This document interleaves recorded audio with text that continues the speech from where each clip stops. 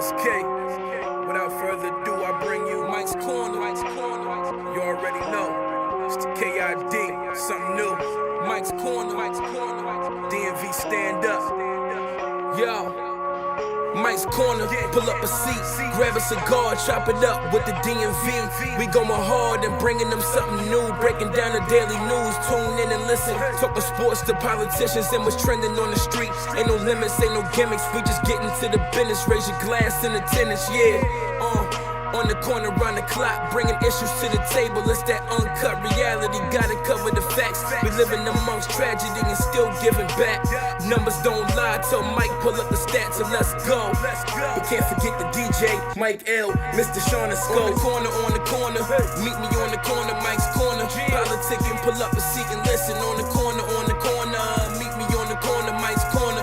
Politicking, pull up a seat and listen. On the corner, meet me on the corner, Mike's Corner. Politicking, pull up a seat and listen. On the corner, meet me on the corner, Mike's Corner. Politicking, pull up a seat and listen. Mike's Corner. Hey, happy Sunday, everybody. Happy Sunday, everybody, man. This is the last Sunday of the month, right? Yep. Yeah. Yes, sir. So I want to propose a new thing. First of all, let me say this. Everybody that's watching or, listening to us on Go Royalty Radio, make sure if y'all got Facebook, y'all can click, share the podcast. Share the podcast. We want to make sure that y'all sharing it, getting it out as much as we can, trying to put out as much good content as we can. Also, what I also wanted to say is thank y'all for y'all support. Hey, thank y'all for the topics that y'all send in. Now we know there's a lot to talk about all the time, right? And the topics that come in, like I had a topic come in about open relationships. Open relationship means if you're in a relationship, y'all open to open relationship, or if you're in a marriage, if you open to open marriage. Also, is another topic that was brought to us. Is one woman enough for a man? We get those topics a lot. We don't really revisit the topics a lot. We just don't. We did it before when we was on the radio station. We will revisit them in the future, but we won't make it the main topic. We will discuss it and touch on it. Because again, we gotta, so it's a kind of a touchy situation for a lot of people, for people that's on the panel and people that's out there. So we want to make sure we be cognizant of what we say and what we talk about. But it was a good topic. It was a great topic. We did it before. We had a lot of great feedback. One topic we do discuss a lot over and over.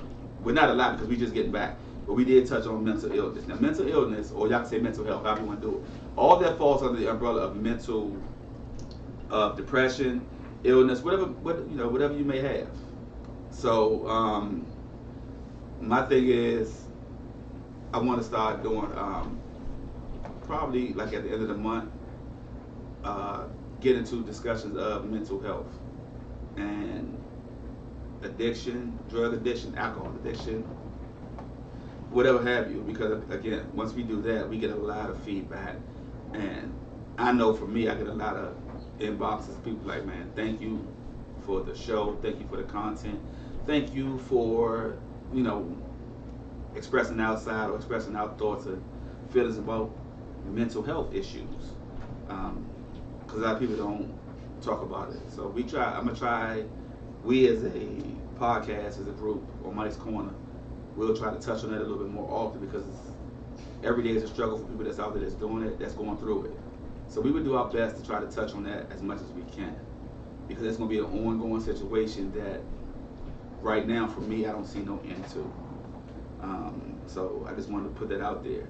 I know we touch on a lot of different topics on here, but one of those will be one of the mainstay topics that we can discuss over and over again.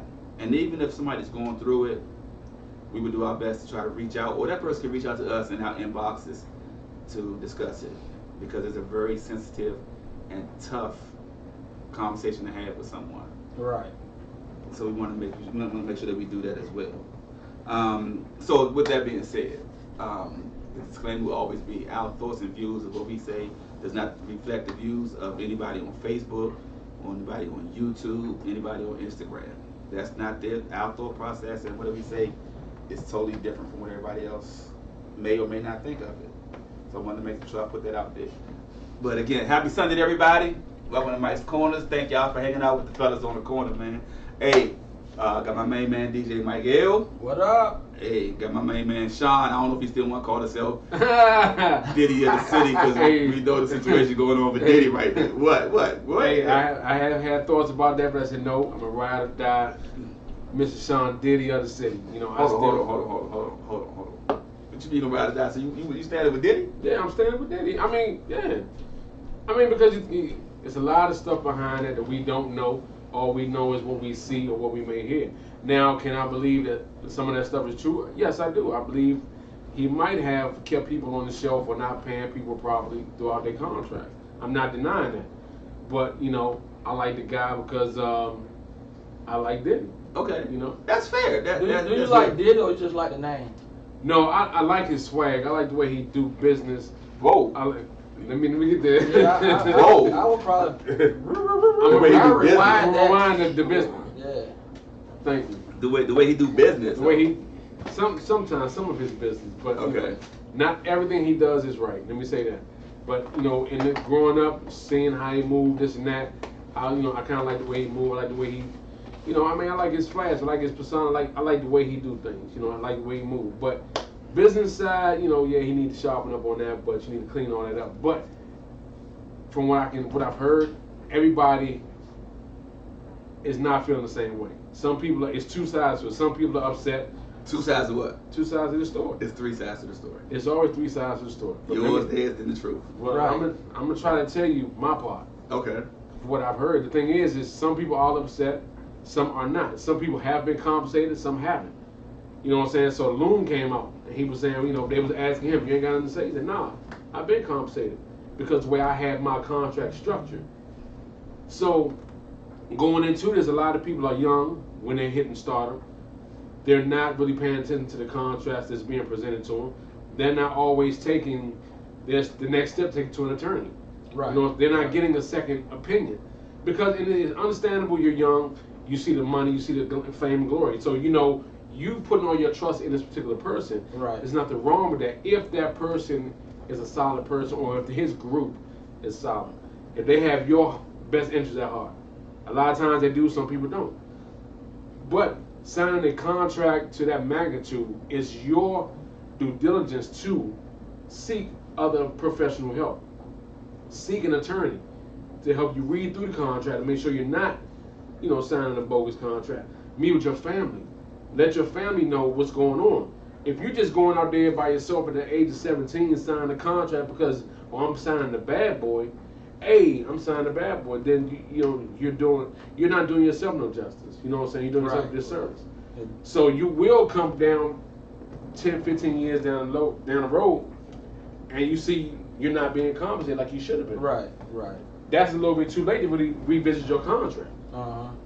But everybody, if you're a young artist, up and coming, if you have not been in that situation yet, please look over your contracts. Go to an attorney. Have them look over your contract. Go to your parents or somebody that you know that can be on your side to help you. Have a nice team of people. I mean, because at that point, you're going to pretty much be the person that's going to be supporting your family, depending on your contract, depending on your upbringing. You know what I'm saying? But you will be the head of the household, taking care of your family. So you got to make sure all your ducks are in a row, all your I's are dotted, your T's are crossed. But you have to pay. Look at TLC. They got hit with it. With was it Paul Abdul, right? Yeah. No, it wasn't Paul Abdul. It was what's the woman's name? Pebbles. Yeah, got screwed them out of a whole lot of money. No Edition went through it. But it always seems It was young. It's a pattern with young groups or young artists. It's about the money and the materialistic things that they was giving them. You know, you never had that stuff before. Right. If you've never had that and all you see is the fame, the first thing you want to do is sign. Somebody come to your house. Right. He come to my house, I'm signing. But you're signing before you really do what you're supposed to do. You know what I'm saying? You've got to look over that paperwork. Right. So you got to make sure that you're going to be straight. So and that comes from your upbringing, okay? You know, but then you got to have that solid family though. You got to have somebody in your corner that's going to make it make sense. You know what I'm saying? Like I say, you got to be lawyered up when you sign them papers.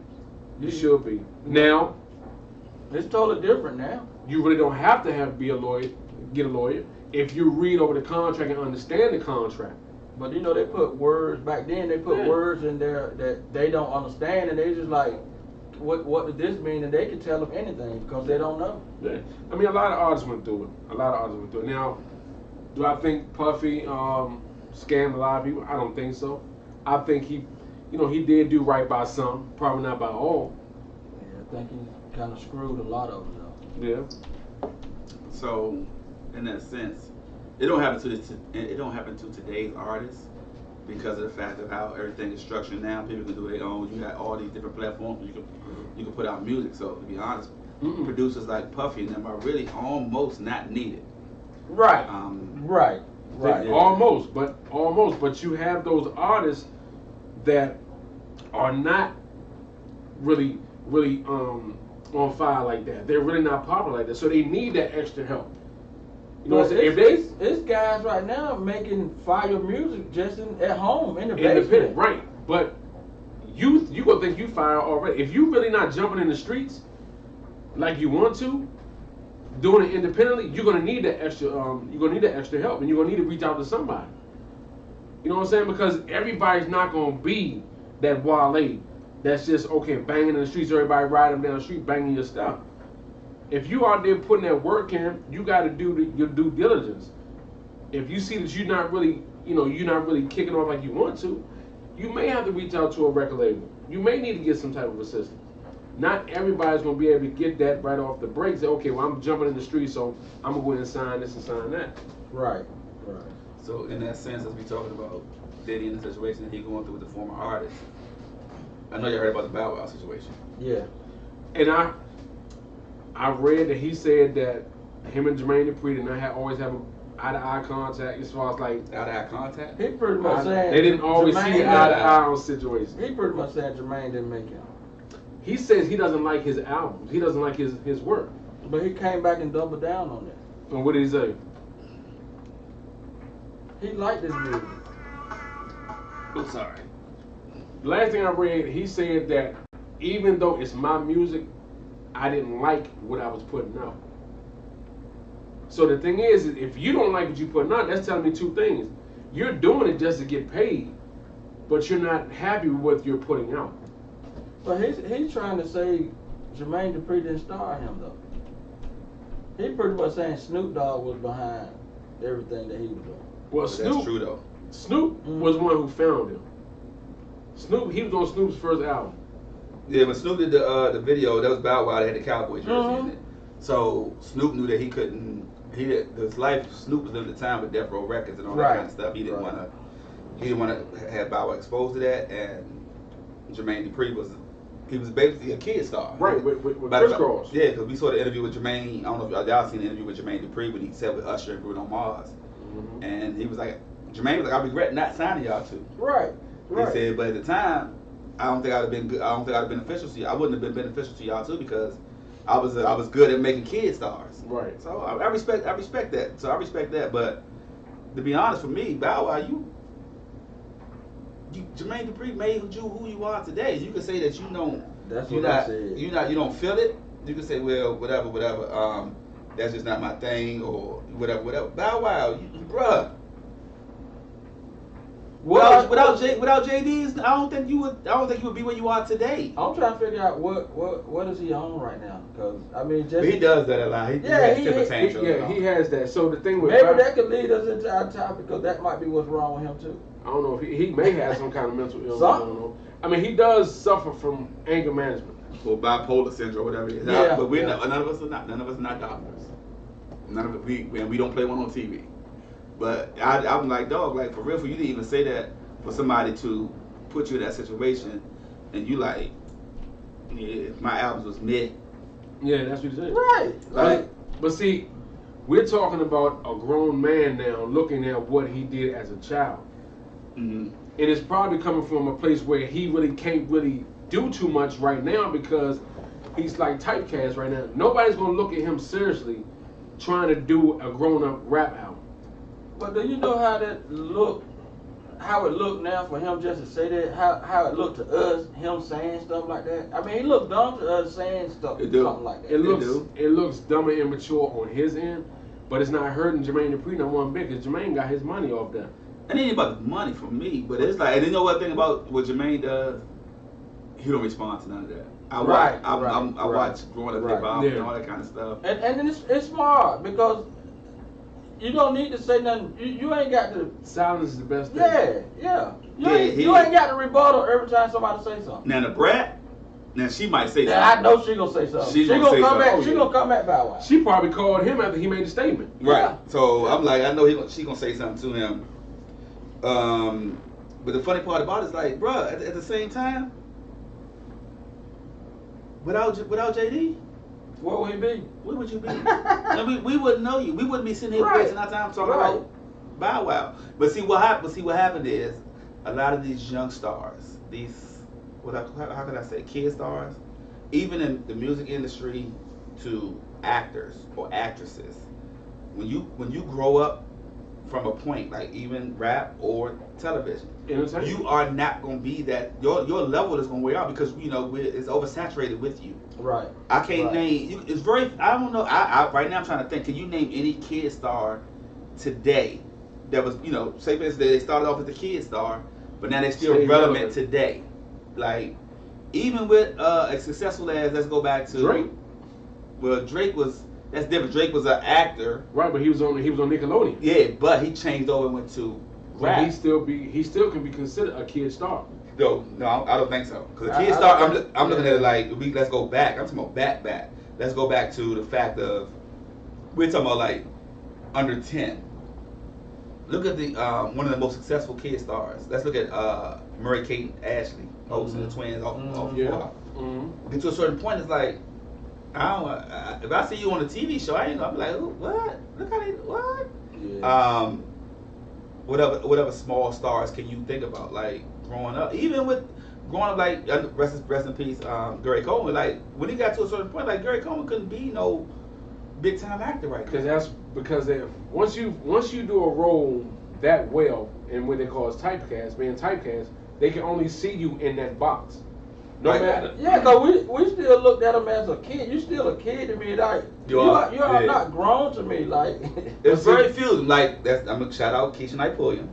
Yeah. She started as a kid. She's doing good with Tyler Perry movies. Right. So she's doing good. Trevor says Soulja Boy.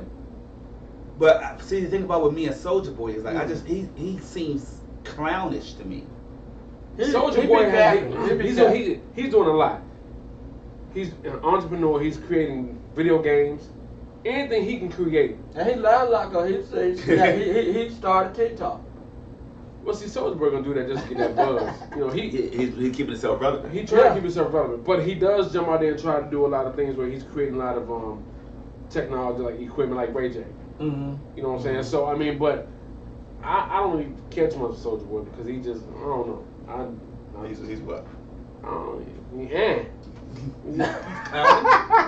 I mean, Soulja Boy. I mean, I think he just tries to make a lot of noise. I think he created what everybody's doing now, though, as far as like going through YouTube. I think he's doing that. A lot of streaming. He was the founder of streaming. He was the first one to break a record or something on YouTube with the dance, whatever. He's the first YouTube person to go rap. Yeah, whatever. I agree with that. Yeah, I agree with that too. But he's holding on to that joint. So I'm like, okay, that's what's up. Like with him, but far as when you start looking at like kids and try to grow up to certain things, it's like, hey, to stay in your lane, what happens is you gotta stay where you are, where you're comfortable at, and find out the perfect roles for you. Because a lot of these kids, they get up and they try to go from a kid star and then try to go into like serious roles. Yeah. But if you progress the right way and you got the right people behind you, if they're pushing you in the right direction, but you can make it from a child star to an adult star. Yeah, but to me, and still be successful. To me though, that puts a lot of pressure on them. You do. That's that's a whole lot of pressure.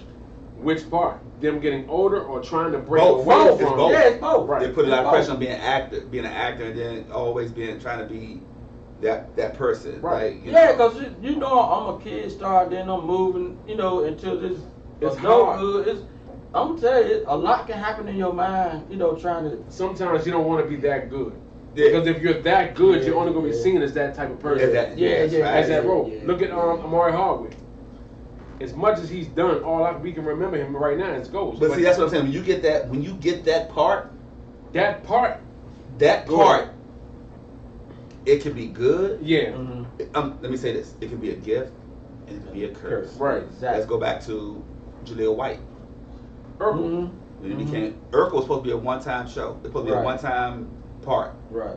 But when he got on the show, he hit it. They decided, we got to go with him. So what did they do to transition him from just being a clownish type person? It was too late. But then what did they do though? It was too late. But right. I feel you. You right. But what did they do? They changed. They tried to do. They created the Stephon. persona. They created Stephon. But it was already too late because all you But would see him is Urkel. that's what happened to a lot of shows. They'll try to turn people and make them do something else, and it like Mo Ishi, Mhm. like the daddy. They one of them they tried to change to so we won't look at them in that light like Mhm. a Cosby or something. Kim Fields. Yeah, and they just they killed the show because the guy won't act the part. So Hollywood is terrible, man. But look That's at facts, Trevor. Soulja Boy did do that. He created. Trevor said he birthed the whole generation of streaming. Yeah, Right, he said right. that. Yeah, He did that. yeah. He did that. That's facts. Look at Kim Fields.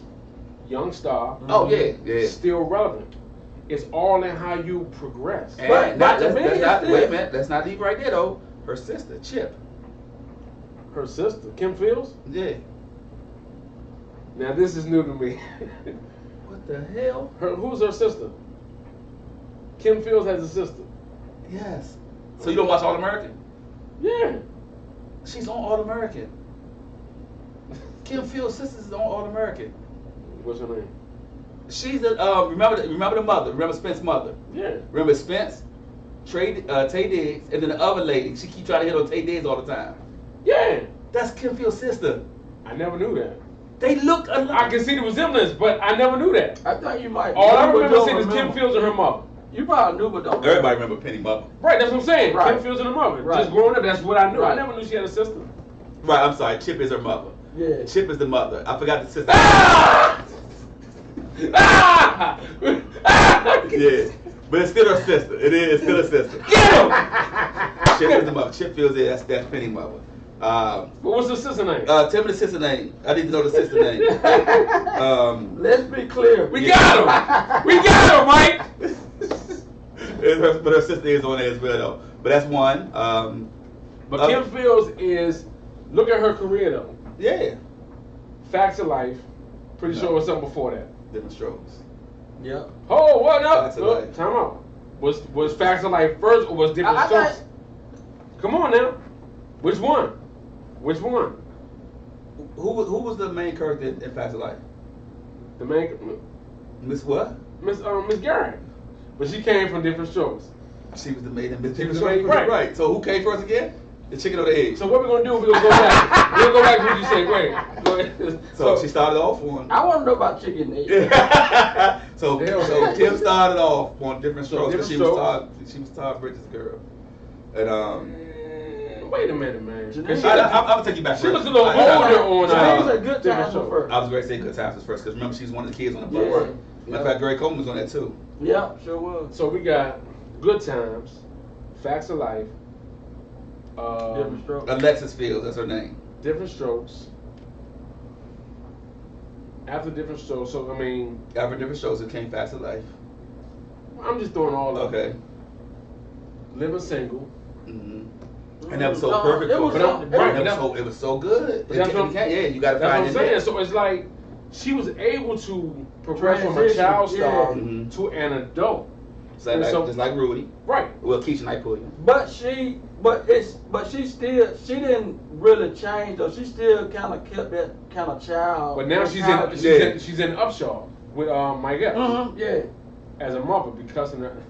Right. Now, but you can see the maturity in her, and you can see her Right. as a parent. She didn't just jump out there for them roles. She let Right, it she progress. and that's when she got Right. on TV for a while. Right. Yeah. Like sometimes you gotta go back and I think that's what Keisha Knight Pulliam did. She was back for a minute. She after the Rudy situation, she waited for a minute and she came with it. I think her first I could be wrong. I think her first joint when she came back was Tyler Perry movie. Mm-hmm. You know what I'm saying? When she first came When back. she first came back, I think she was on the movie that I forgot what it was, but Dirk Luke was in it too, though. I think so. But she came back. Everybody was like, "Wow, look at Rudy." Mm-hmm. She came back for a brief minute. She did the little video, Yeah. the video vixen with your man, Chingy. Yeah. But yeah. So it's hard to keep that. It's hard to keep Now, them levels up. Since we talking about child stars, little girl, I can't remember her name, on the Bernie Mac show. I can't remember her name either. I know you're talking about her. The daughter, Yeah. I can't remember. her name. Brianna, and her name was Brianna. The daughter's name. I I don't know her real name. I think her name On the show is I think it's Brianna. Yeah. But, Brianna. so as an adult, as she's growing up now, I think she has an OnlyFans page. I've seen her. I've seen that. Yeah, with She the- on with chain on. yeah, with the breast out. Yeah. I think she on the, But with the breast Keisha out. Knight Pulliam did the same thing though. What? It might have been OnlyFans as then, but No, back then she had little sexy lingerie pictures. Mhm. they find themselves. You know what I'm saying? I mean, Uh-huh. you're a kid star. But they let themselves. Because I think what they do is they try to bring themselves out, let them know that I'm grown. Right, I'm but- not broody no more. But we Right. don't want to see that. She I mean, grown. some people want to, but I don't want to see But it. she's Right. grown. I mean, but she's 'Cause I look- dealing with her child star, whereas though she was a star on the Bernie Mac show as a child, she's growing up now. But see, that's Name said that Kim Fields is beyond acting. She does. She direct and do a lot of shows. She does. And a lot of things. That's what a lot of these young actors do. They get behind that camera. Right. And see, when they get back, I think that's an advantage for them because when they get behind the camera, they can find who they are as well and start seeing roles in a different light. Yeah, Regina King. Virginia King was a child star that is Mhm. amazing, Mhm. amazing. Yeah, And she's a Yeah. wonderful producer. So, let me give a shout out. I don't know if y'all know this. Shout out to Samuel Jackson. Got his first Oscar. Oh, he did? What? Yeah, Oh y'all yeah, didn't know that. yeah, I didn't know that. He got it, but it will not be televised. That's wrong. It will not be televised. For what movie though? It got a Lifetime Achievement Oscar. Oh yeah, yeah. Why? yeah. Because they're gonna use the M word. I don't know, but like If Yeah, it's yeah. televised. no, I don't know what they did, but he was presented by Denzel Washington was a presenter too. Oh wow, that's good. Yeah, So shout out cool. to Denzel It's about Washington. time. It was able to present He deserved it. Samuel L. Jackson with a Lifetime Achievement Oscar. So Samuel L. Jackson has an Oscar now. It would not be televised. It was done Friday night.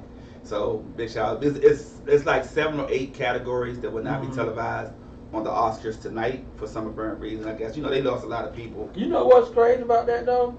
You see how they have been silencing him forever, but he ain't Samuel been Jackson? silenced. Yeah, but you can't silence him. But I think he deserved. I think he deserved the Lifetime Achievement Yeah, Award, Oscar. I do. But for I do. me, I think first of all, let me say this. I think he's a great actor. I really do. I think love he's a him. great I actor. love him. But I don't see a movie that he was in where it was Oscar worthy. That's just me. Somebody might feel different. Yeah, I like a lot of his stuff. So I just think he long overdue. it was long over. You know what's about to happen now? Yesterday's price. Hold on. Fat Joe, I'm gonna use this real quick. Just use disclaimer. Yesterday's price is not today's price. That's facts. If you can hit the button Mike A over that joint, because the thing now, I will. I mean, Samuel L. Jackson was getting paid, He was. but now But when you get to that level, it's not about being paid. It's about recognition. It's recognition. and respect. Yeah, and respect. But yeah, you'll get the respect regardless. But that make them. Oh, when you get on your resume? Your zeros. So now it's not when I walk into your office. It's like, hey, Mr. Jackson, how you doing? It's like Oscar award winning. They have Samuel to. Jackson. Right. Exactly. They have Because to. even when you get nominated, it got to be like Oscar nominated, Mm-hmm. Grammy nominated. Grammy nominated, yada yada yada. So big shout out to Samuel L. Jackson for that. It was long overdue. So okay, since we're talking about Samuel, what was your best movie? What was the movie that you liked? Because I don't have a best movie for Samuel Jackson. I told you that. I don't think I have one for him. He had a lot of iconic performances that made you laugh. Like people rave so much about Pulp Fiction. Well, what about the for me? one? It was okay. What's the one where he played as a cop and they tried to blackmail him? Lakewood Terrace. Yeah. Just said. Was it Lakewood Terrace? I don't think it was Lake. Who was it? I mean, you feel free to look it up. Lakeside? He played It that. may be Lakeside Terrace. I think it was Lakeside Terrace. It may be Lakeside Terrace. When he played the I bad don't cop, think he it's lived next that door to the bad. neighbor. Next door. Yeah. It might be Lakeside or Lakewood. It's one of It them. was not Lakewood. I mean, you I feel don't free. think it was sad. Feel free. We all gonna look this up. No, one of us can look it up. What was it? Man, if we can get Look two it up, for look it two, up. if we can get two Lakeview, for two for that's Michael all right. tonight. Look it up. Look it up. He keep it point. Yeah, he keep a point there. Yeah. I'm Hey, enjoying this Abraham tonight. But I'm like, it's He's like for in me, Lakeview. Lakeview. Tavern. That's what it was, Lakeview Turf. Tavern. All right, so we both was wrong. Tavern said it. Trevor said Lakeview Turf. That was good. Love the man. I like the man. Mo Better Blues. Mm-hmm. Tell mama I smoked the damn TV. You know what I'm saying? People love them in Django. I like them in Juice. Django was crazy. Mm-hmm. Juice, he was good in Juice. He was. People don't really remember. Do the but right thing. People don't remember, but they remember. Menace to Society. He here for that college guy. Yeah. Well, Menace to Society. Man, he has a lot of great movies he's been a part of. But you know what's so crazy? Marvel. But look, if you really look at it, So- it look like he did all that work just to get. To this point, Yeah. once you get to Star Wars, Yeah, he did play what that. the, you have to think about it. The No, hell? because he I did thought like Sean two, watched Star Wars. I do, but I think he Hey, like, honestly, you don't watch it I enough. think he did like 3. But when you get to that level, When you, Star Wars, Star Wars, these and trilogies, those Star Wars and Marvel, man, that's Oh, that's yeah, that's a yeah, different. that's paycheck. when you say amazing. yesterday's price. It's Right. It's not today's You price. know what? You're right. So You're right. that's a big difference, man. So big shout out to Samuel Jackson for getting a well-deserved Oscar. Trevor's a Black Snake Mom. Yeah, that was good with him and the Caucasian girl. But hold up, he had a pattern of dying in certain movies.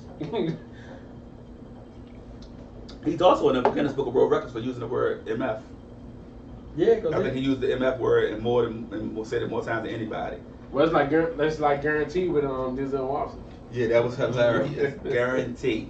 Also, before we jump into our topic, we was talking about some of the sports stuff that was going on over the world. Over the weekend or over the past week. Big shout out to Creighton, not Creighton.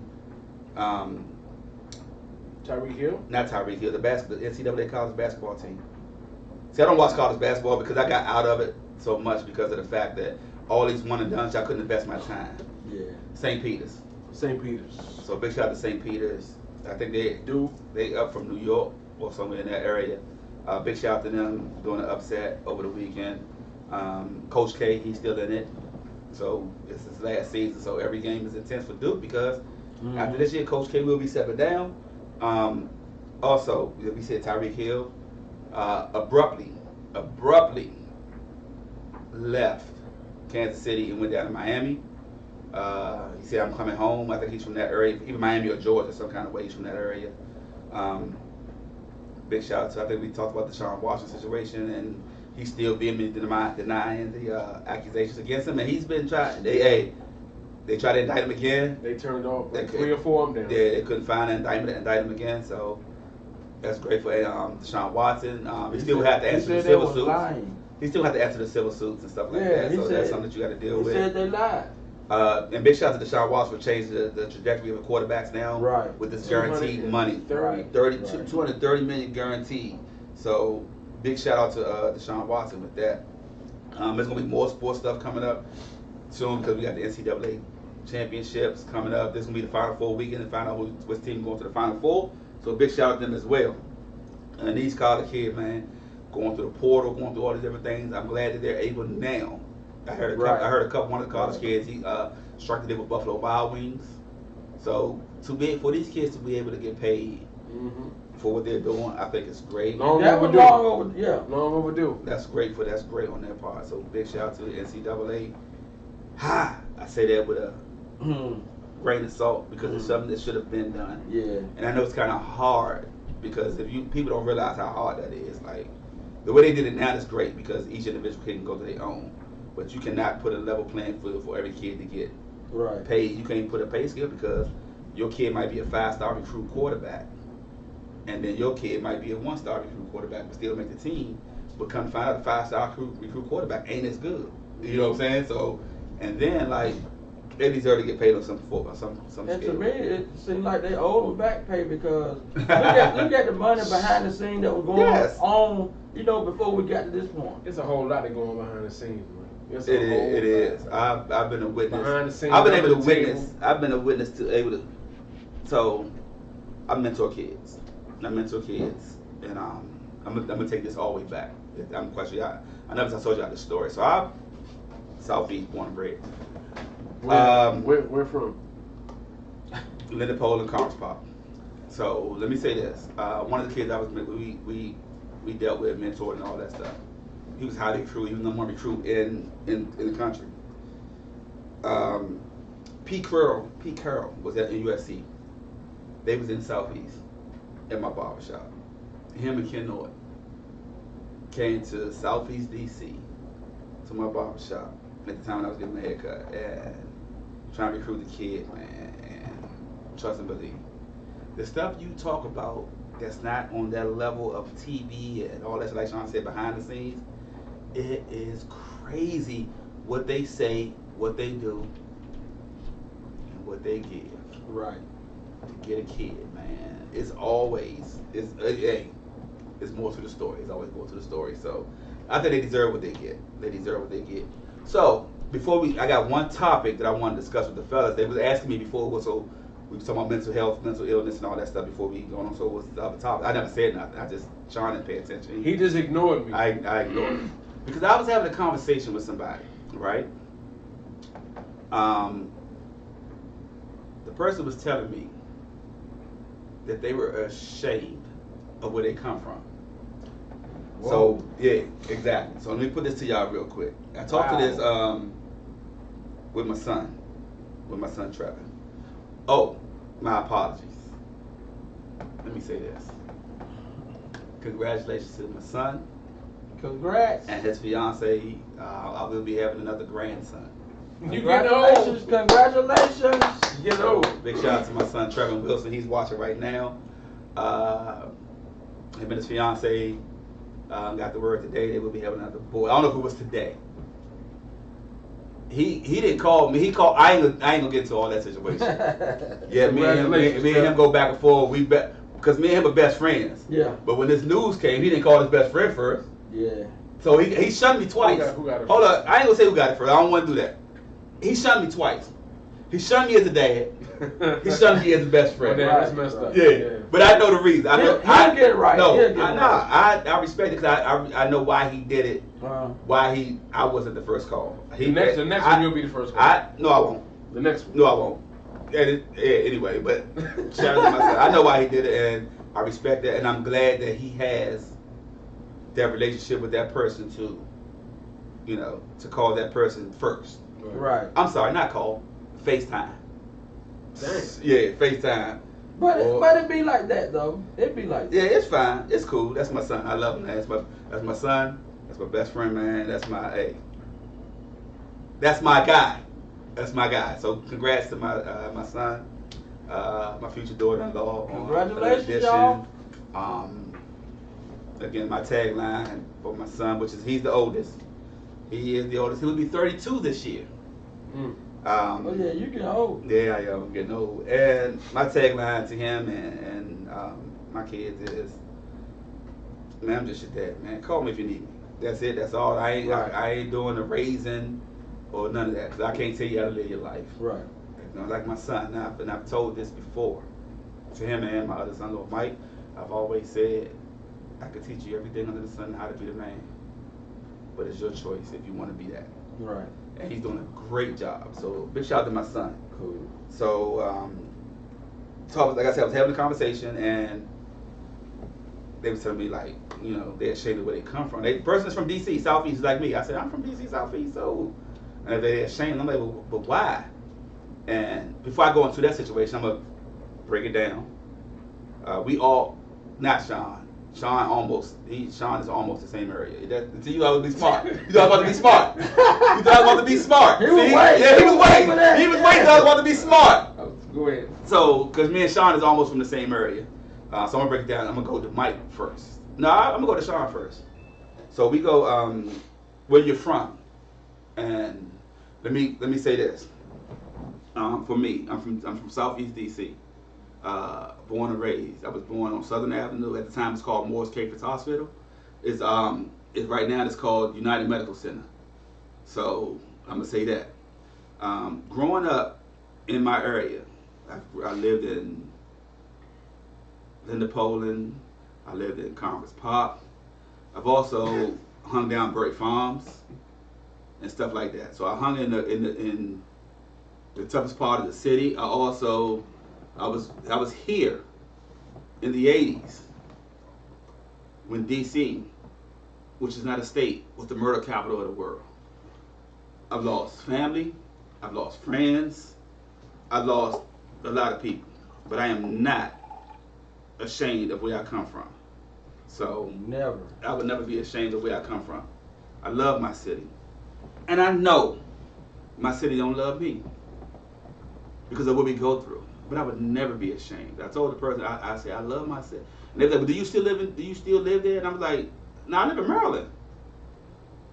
I live in Maryland. Because people always tell me they're going to retire. Man, when I retire, man, I'm going to live in Florida. Man, when I retire, I'm going to live in Carolina and all this and that. And I'm like, that's not me. When I retire, I'm going to live where I am. Right on the outskirts of D.C. I love my city. And they were like, but you still don't live there. I don't have to live there.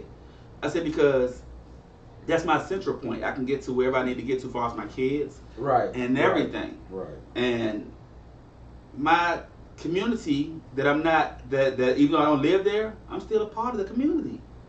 I mentor kids all the time. My school, shout out to Ballou High School, that's my alma mater. I got a phone call today. They was like, hey, Mr. Reed, how are you? I'm like, hey, what's going on? They was like, Mr. Reed, we doing a walk-a-thon. Can you sponsor the kids? Say less. What's the situation? They're doing a walk-a-thon for 6 weeks. They need water, granola bars, whatever. I said, say less. I'll be there Friday. Drop everything off you need. So my point is that just because I don't live there, just because I ain't there, don't mean I ain't there. Get out my head. You know what I'm saying? Get out my head, dog. Yeah. Just because I ain't there, don't mean I ain't there. That's big fact. That's facts. Like I'm that's my community, and I love my city. I know my city don't love me. I know my city at the time don't love itself. But at the end of the time, somebody gotta love it. Why not me? So I'm gonna love my city. Why not regardless. Me? Regardless. And no, is it the best city in the world? No. Is America the best place to live? Probably so. But is it the best country in the world? Probably not. But I don't see people getting up to move out of the country all the time neither. Right. You know what I'm saying? And I told the person, I said, listen,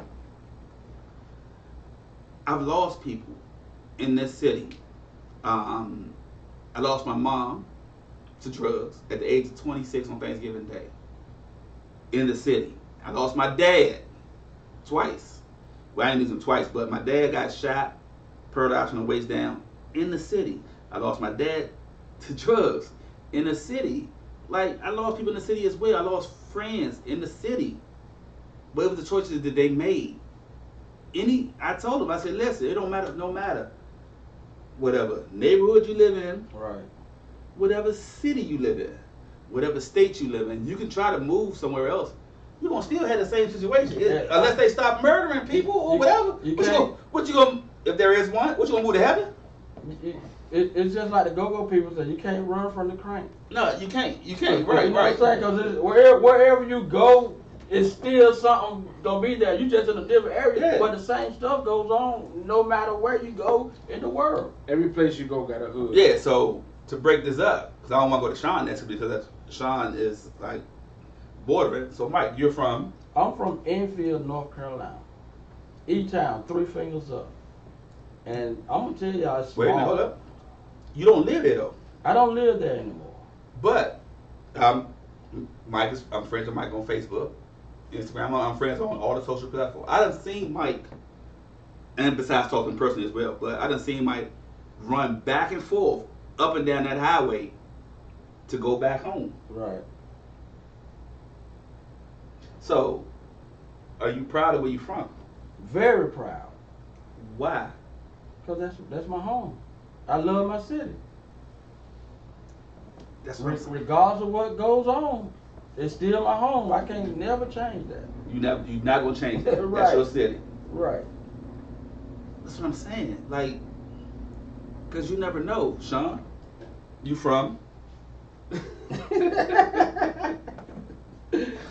Where you from, Gettysburg? I swear to God. Oh my God. I swear to goodness. Gettysburg. So look, I know one person is waiting for this answer. I was born in D.C. but raised in Southview. I was born in D.C. Southview where? Raised in Oxon Hill, Maryland, Southeast Maryland, what we call it. Mm-hmm. Why did y'all call it Southeast Maryland? We're so close. I'm sorry, Maryland. We're so close to Southeast because even though we were in Maryland, we stayed in Southeast. You know what I'm saying? So Southeast, the border's right there. So it's like that's it right there. So if I was raised in Southview, in Oxon Hill, that's Southern Avenue, Little Poland is right there. Mm-hmm. We right there.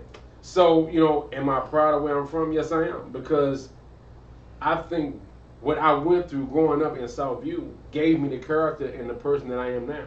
Because now that we have a Southview reunion every year. And I'm not always able to make it every year. But I see all my brothers and sisters from Southview still get together and we still do things together. And that shows family. You know what I'm saying? That's not blood. That's your neighborhood. That's where you grew up at. That's what made you who you are. Facts. You know what I'm saying? So we've seen a lot happen in Southview. We've seen a lot happen in Southeast. We done seen a lot happen in D.C. So even though I wasn't raised in D.C., I was born in D.C., but raised in Maryland. Whereas though I was still close to. Sean is a Maryland Baptist. Hold up. Sco is more of a Maryland Baptist than Look, Sco is more of a Maryland Baptist than me because of where he was at. What, Largo? Somewhere like that. They don't forget it's always, it's always doing the little game bang. That's what I got a question, a big question. You got to think for a minute before you answer though. Could you go back and live where you from? Yes. So, I'm glad you said that. So, that was going, Mike. This is why we here, because at a certain point in time when you do shows, you host, you podcast, whatever, it's certain things that, mind you, I told y'all before that I didn't tell her what the topic is going to be. Right. So that's how you feed off each other. You segue into certain things. But when I said the city did, I've been through the city. I lost it out there. I got shot in the city, got shot in the head, and I still love my city. So I'm glad that Mike said that, and I'm saying to say this is that. Could you ask the question again, Mike? Could you go back and live in your city where you from? I could go back to my city and live in my city. But in doing that, I would stunt my growth. And I'm quite sure he not rich. He ain't got a lot of money. He not rich. He ain't got a lot of money either. I'm not rich. I don't have a lot of money. So, but we are in a position. Now, if I'm wrong, they can stop me. We are in a position to live anywhere we want to. You're exactly right. Right. We're in a position to live anywhere we want to. We cannot go back to where we were raised to live. Because in life, Jay-Z said it best. People say you changed. I didn't change. You changed. We didn't work this hard to let me say this again. We didn't work this hard to stay where we are or be the same. We work this hard. When you move or you go, when you working hard as we do, you're providing yourself with growth. Me going back to where I live, that's not growth. That's not growth. That means you're going backwards. You're going backwards. Rick, that's not growth. I didn't work as hard to stay the same. I worked hard to grow. And I think my purpose a lot of times is to go back to my neighborhood. I can still go back to my neighborhood though. Right. With no problem. Right. Any neighborhood. And so that's what I took it. Whereas though, can I go back and live where I came from? I can, with no problem. Would I do it? Hold on. Papa Joe would say, so Sean was born out east over. hey. Papa Joe would say Sean was born out east over. Travis gonna say, nah, some of them dudes don't like me because I moved away and grown up, and dudes just jealous of that. That's what I was getting ready to come to that. I would, I can, but will I go back? Just like Mike said, for growth.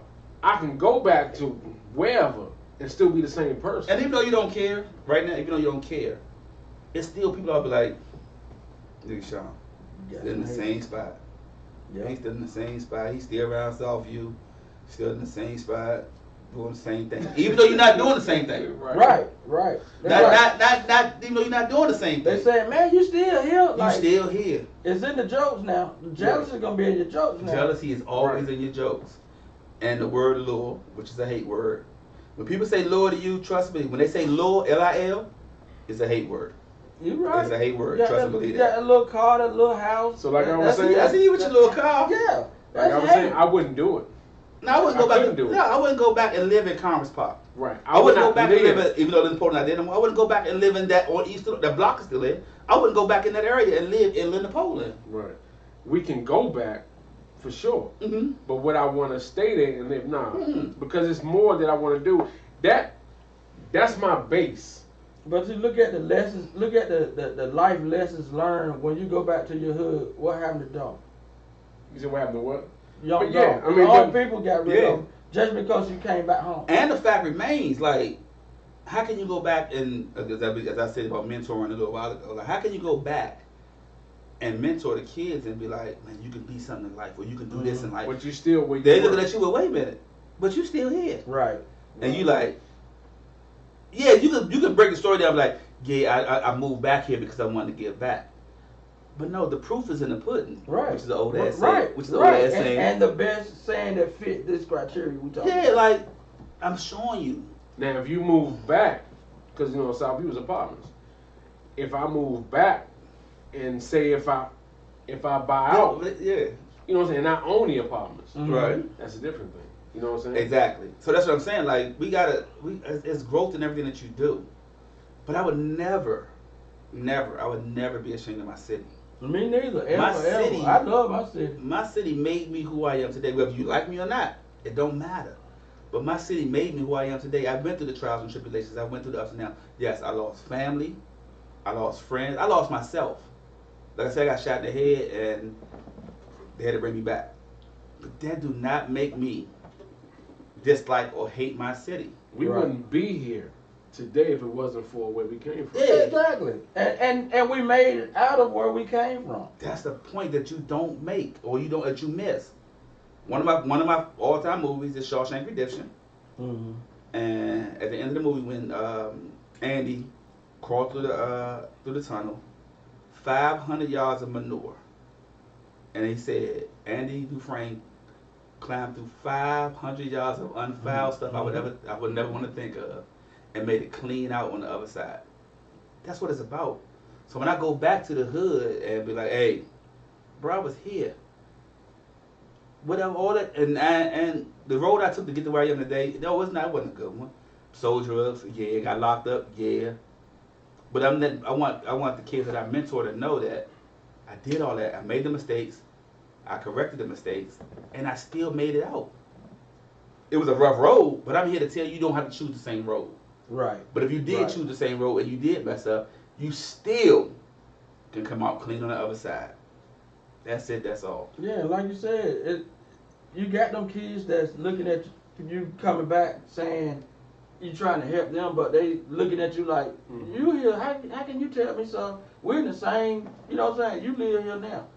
Right. Like, they gonna look at you and say, why am I listening to him? He came back. Exactly. Kids be talking about, man, this my hood, I'm repping this Yeah. hood. I'm like, wait a minute, where was you at? Where were you when I was around here? Wait, you live around here? Yeah. Right. Where were you then? Mm-hmm. And I wasn't here. Was your parents right here? Nah, I'm just saying. What are you saying? Let me enlighten you, young brother. This right here was here before you. Right. This right here, It's gonna be here. it's going to be here after you. Exactly. And look around you at the stuff that's going on in your neighborhood. It's gentrification. Yeah. Gentrification is spreading rapidly. I go to IHOP every Sunday morning. I remember I first started going to IHOP, and all I seen was me. All I seen was my culture. Then one couple of days I started seeing Caucasians walking down the street, and they wasn't walking towards the subway. They was walking away from the subway. So basically, you walking to probably your home. Right. You know what I'm saying? You walking to where you live. So I got a question. Do you think that could be a gift and a curse? Gentrify? it all depends on how you live or how you live. Do I want to be looking out my window every day like, I hope nobody rob my house tonight? But then again, like, or just an eyesore outside. You know what I'm saying? Like, yeah. you know, And what's the eyesore? the hood. The hood. Like I went out to VA, place where I used to, again, old time. But I go down where I was hustling at and all this and that. Now they done, the whole place where I was out there doing my thing at, they done changed it, build houses and everything. But right across the street is the hood, is the subsidized housing, the projects, or what they want to say. But it's only 2 blocks. And then it probably had to be a situation that it was probably a 5 or 6 block radius. Now it's down to 2 blocks. Y'all gotta see this coming. It's like Valley Green. You gotta see it. You gotta see it coming. Like Valley Green at the bottom of the hill, but if you come up Wheeler, that whole stretch on the side they redid that. Exactly. But Valley is at the bottom. Mm-hmm. So you know that they're on deck. Yeah, they slowly pushing everybody out. Yeah, they on But deck. you can do all that exterior customization, but you're not going to take the hood away from the area. Customization. What you went to school this week? What the deuce? What the hell? But once you gentrify, Mm-hmm. the hood slowly disappears. It does. But then where is it? Now it's going further. I was going out to You- Waldorf. Yeah, you can't And afford. and Mo County. Yeah, But then you can't afford to live there no more. after Waldorf, it's across the bridge. Yeah, but Yeah, you know what Virginia. I'm It saying. sure is, man. So I And said, you all don't that. want to go across that bridge. Nah, you don't want to cross that bridge. You don't want to cross that line. But all that's going to happen is they're just going to come back. You ain't gonna be able to come back. Mm-mm. It's different. Life is different. I'm trying to tell y'all. Very. So I was like, nah, I ain't gonna never be ashamed where I come from. I Never. love my city. Yes, I know my city don't love me, but that's fine. It's not my city job to love me anyway. Right. It's my job to love me and love my city, and continuously try to help who's ever in the city that may want help, and let the kids know, which is our future, to say, hey, it ain't getting out. You can grow. Right. A lot of our kids, our young black kids, don't feel as though they can grow. And as young black men, we have to understand, as we grow, we gotta let them know that they can grow as well. So I had to have that conversation, because I was like, don't ever be ashamed where you come from. And then to add on top of that, people need to stop being scared to get out of their city. True. Like, you know, if it's nothing there for you in this one spot, you need to Well, move. you got to think about that. A lot of them may be on public assistance, and some of them don't want to leave that situation. I don't think many males ain't on that assistance. No, I'm not just talking. Many bills ain't on it, but it is something. I'm just saying people, because you have some people that just are so comfortable with living that way. You know what I'm saying? See, that's the problem. They content with living. They're just- comfortable with yeah. living off the system. Right. And so the thing is do I want to leave this area for something different? You know what I'm saying? Am I going to push the buttons on myself? Like, okay, well, am I push myself to do something better? Do I want to do it? Within that person, they will have that talk. It's like, I'm comfortable with this, but if I go here, I got to pay more out. Knowing when you're paying more out, eventually you're going to get all that back. It's called Right. growth. But if you constantly keep depending on the system to raise yourself and your kids, then that's all you're going to be used to. Right. And sometimes you're gonna have people. You're gonna have one that might tell you, "Go ahead." You know, you might make a life for yourself. Then you gonna have one that wants you to stay, but you ain't gonna never make nothing of yourself. Yeah.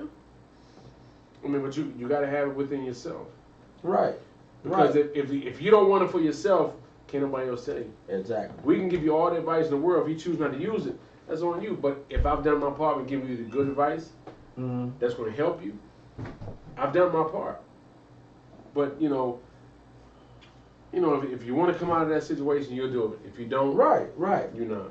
And then another thing, when you got some people that actually move from the city to the country. Yeah. Oh, people love the country. You know what I'm Hell, saying? See, for me, I can't be a country guy. I know the country is the most beautiful place, because My son said it earlier. You got your peace, you got the trees, Yeah, it's you got quiet. the land. It's so quiet now. and stuff like that. So it's tough for a city guy. Sean, you a city guy? So. Yeah, if you're a city guy, you ain't gonna want to move to the country. Well, look, I heard y'all get, well, not you, Mike, but you know, y'all was getting on chick about camping. So Yeah, I didn't get on, but he got on himself though. So man.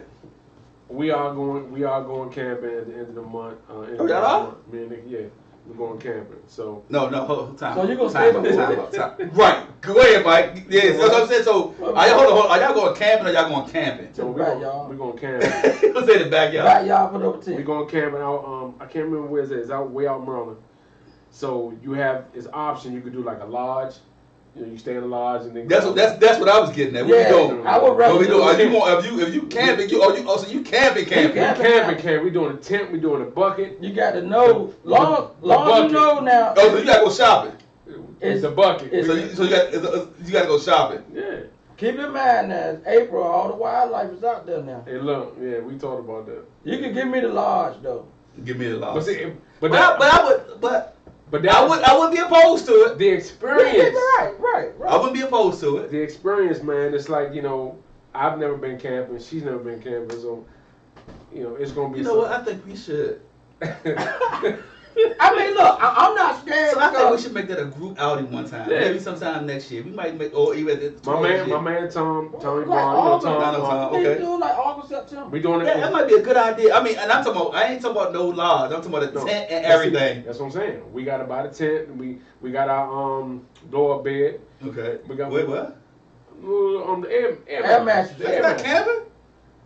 So you Nah, bro. No. Mike You want sleep you on to a rock. Oh, get the sleeping bag and on the ground. Yes. Yeah, be in the hospital when you come back. You complain about pain now. Yeah, your ass won't even get up. Yeah, You got an air you got to mattress. have- You Air know what? mattress. You know what'd be cool if it was somewhere where you can get up in the morning and you can fish. And We do all are. that That's what I'm stuff. saying. We fishing. I'm gonna take my smoker out there. I think Tom bringing this. He bringing the skillet. Yeah, we gonna do everything. Oh, you want the time? Yeah. Okay. Papa Joe said, I left Raleigh in '63 for DC.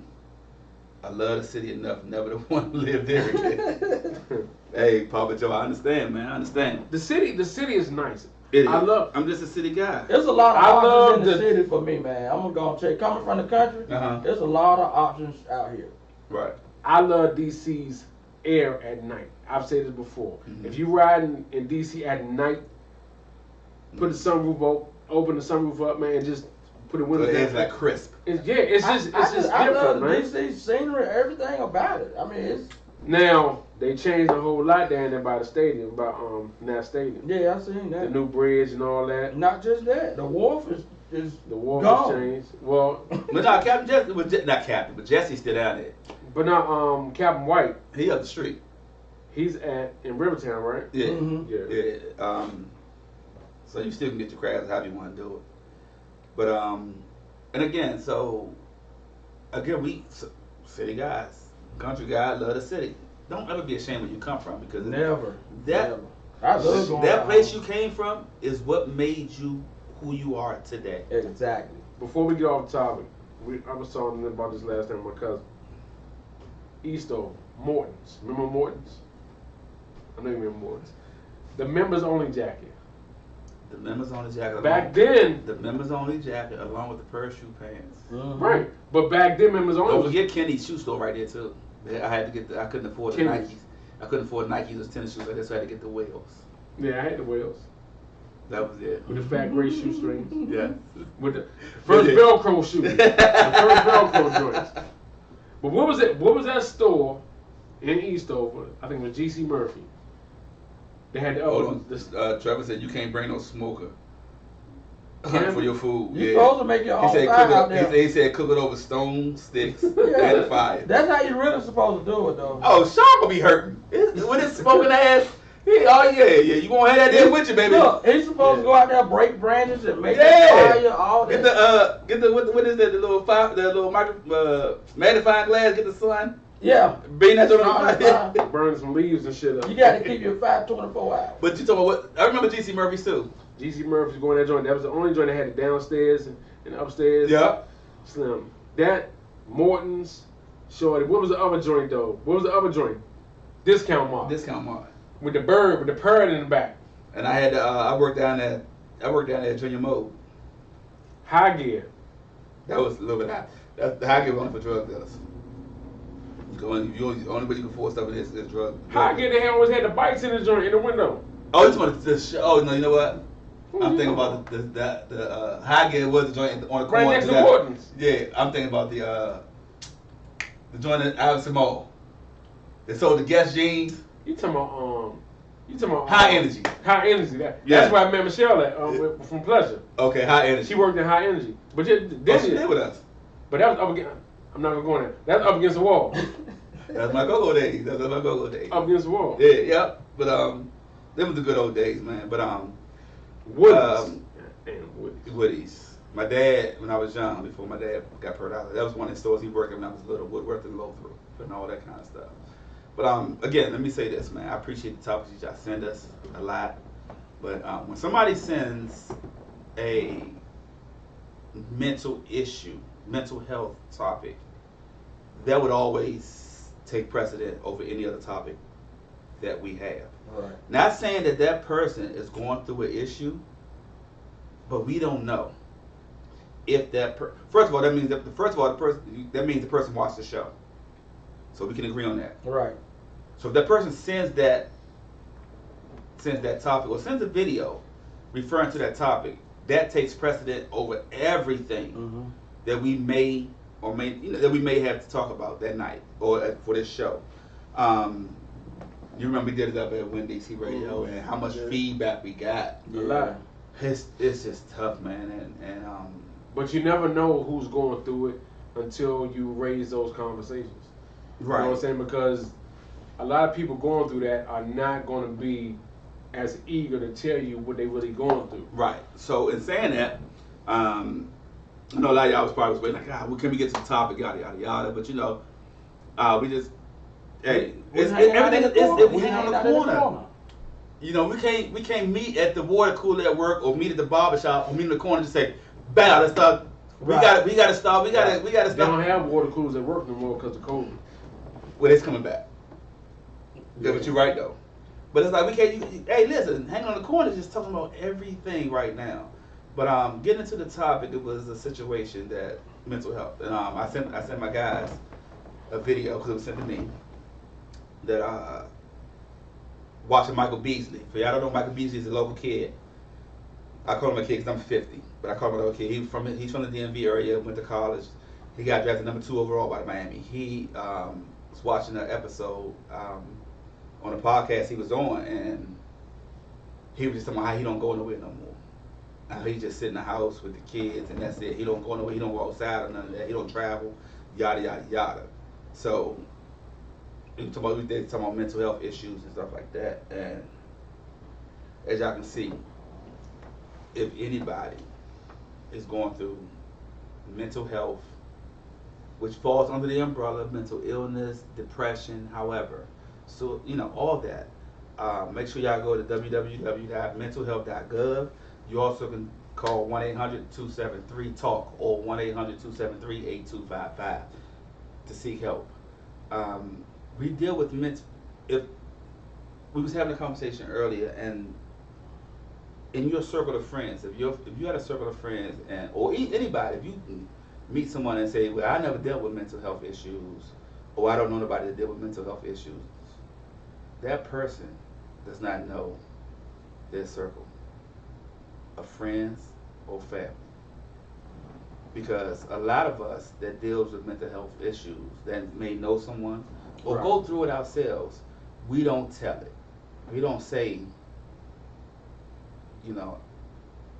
bruh, and I don't want to go to the extreme and say, bruh, I think I'm killing myself or whatever. It's like, I'm depressed and this and that. We don't go through all that.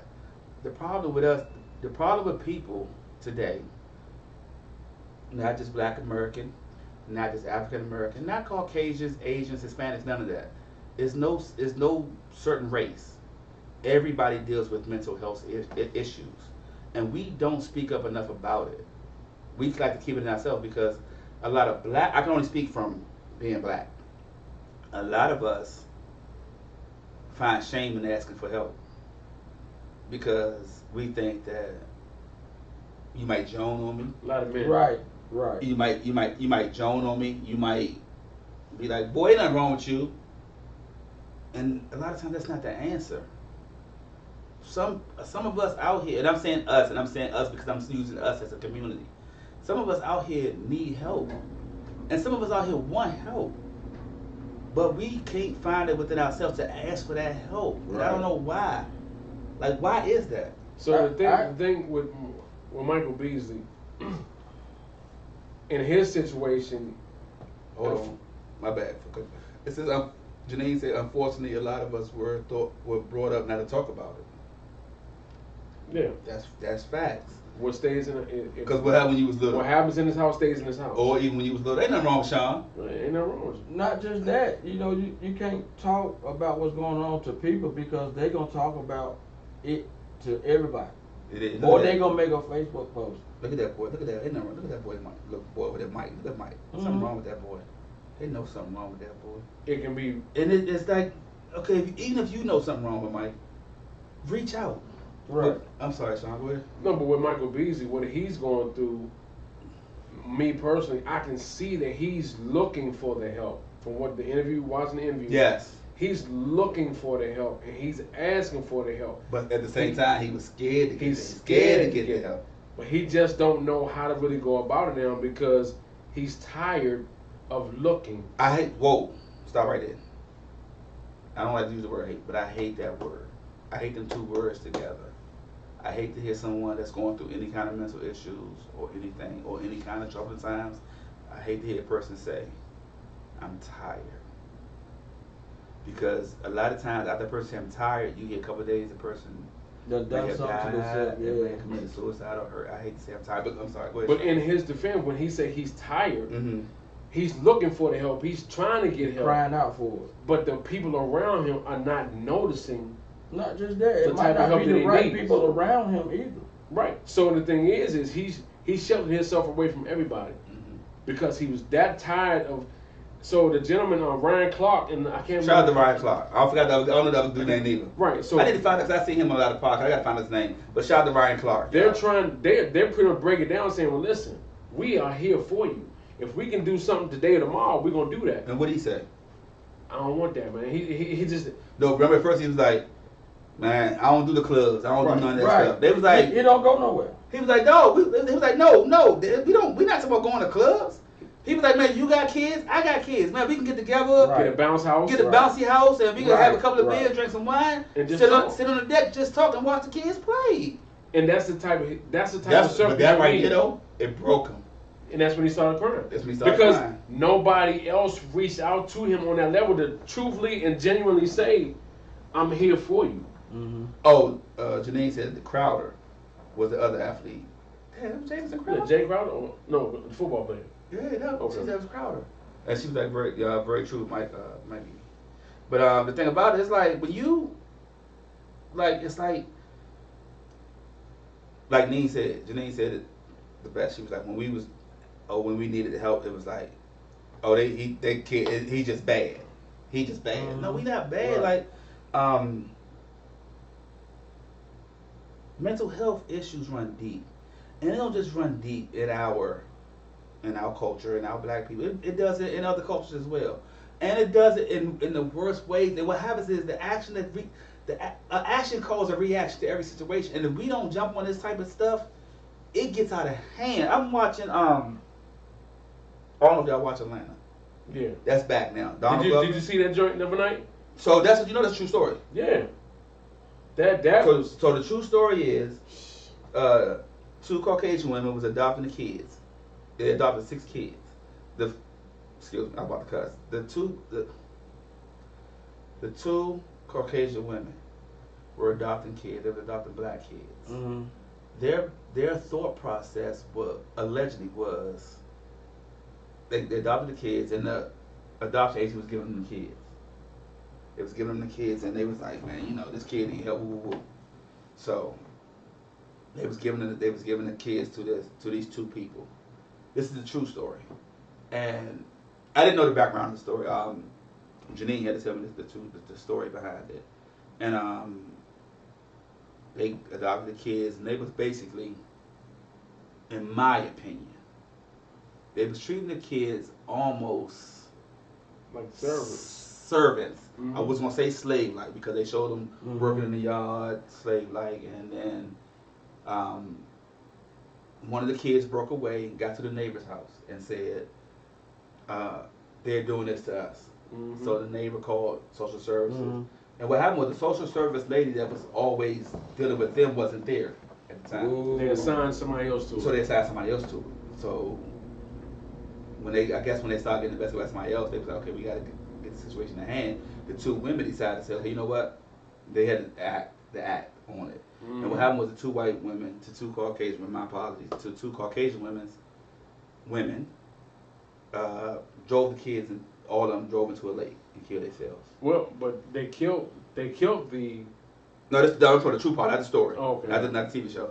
They killed the 6 kids, the 6 African American kids or Black American kids, and they said they drove them to the lake. And they was, but in the TV show part, he was trying to make it seem like, which is Donald Glover, he was making it seem like that they were saying this is what's best for them. All we're doing is we're not prolonging the situations. This world will eat them up and treat them bad, yada yada yada. But they was treating them bad. They was treating them bad. So in the TV show ATL Atlanta, what they did was they showed he was showing. I guess he was bringing light to the situation. Mhm. Is that this is not what you do.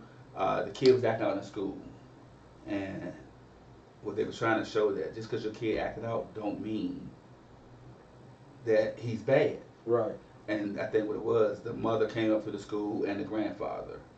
So the mother was like, "You acting out, you dancing all in class. Show me your dance. Right. Do your dance. Go ahead. Do the nay-nay. Right. Go ahead. Do the one leg hop and all that. So, yeah, do that." And then the grandfather like smacked him, like yeah, whatever. So then the counselor was like, "Don't worry, we gonna get you out of there."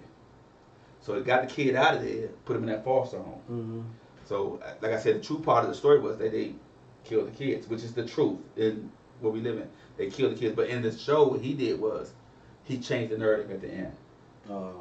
He changed the narrative at the end and had the kids escape.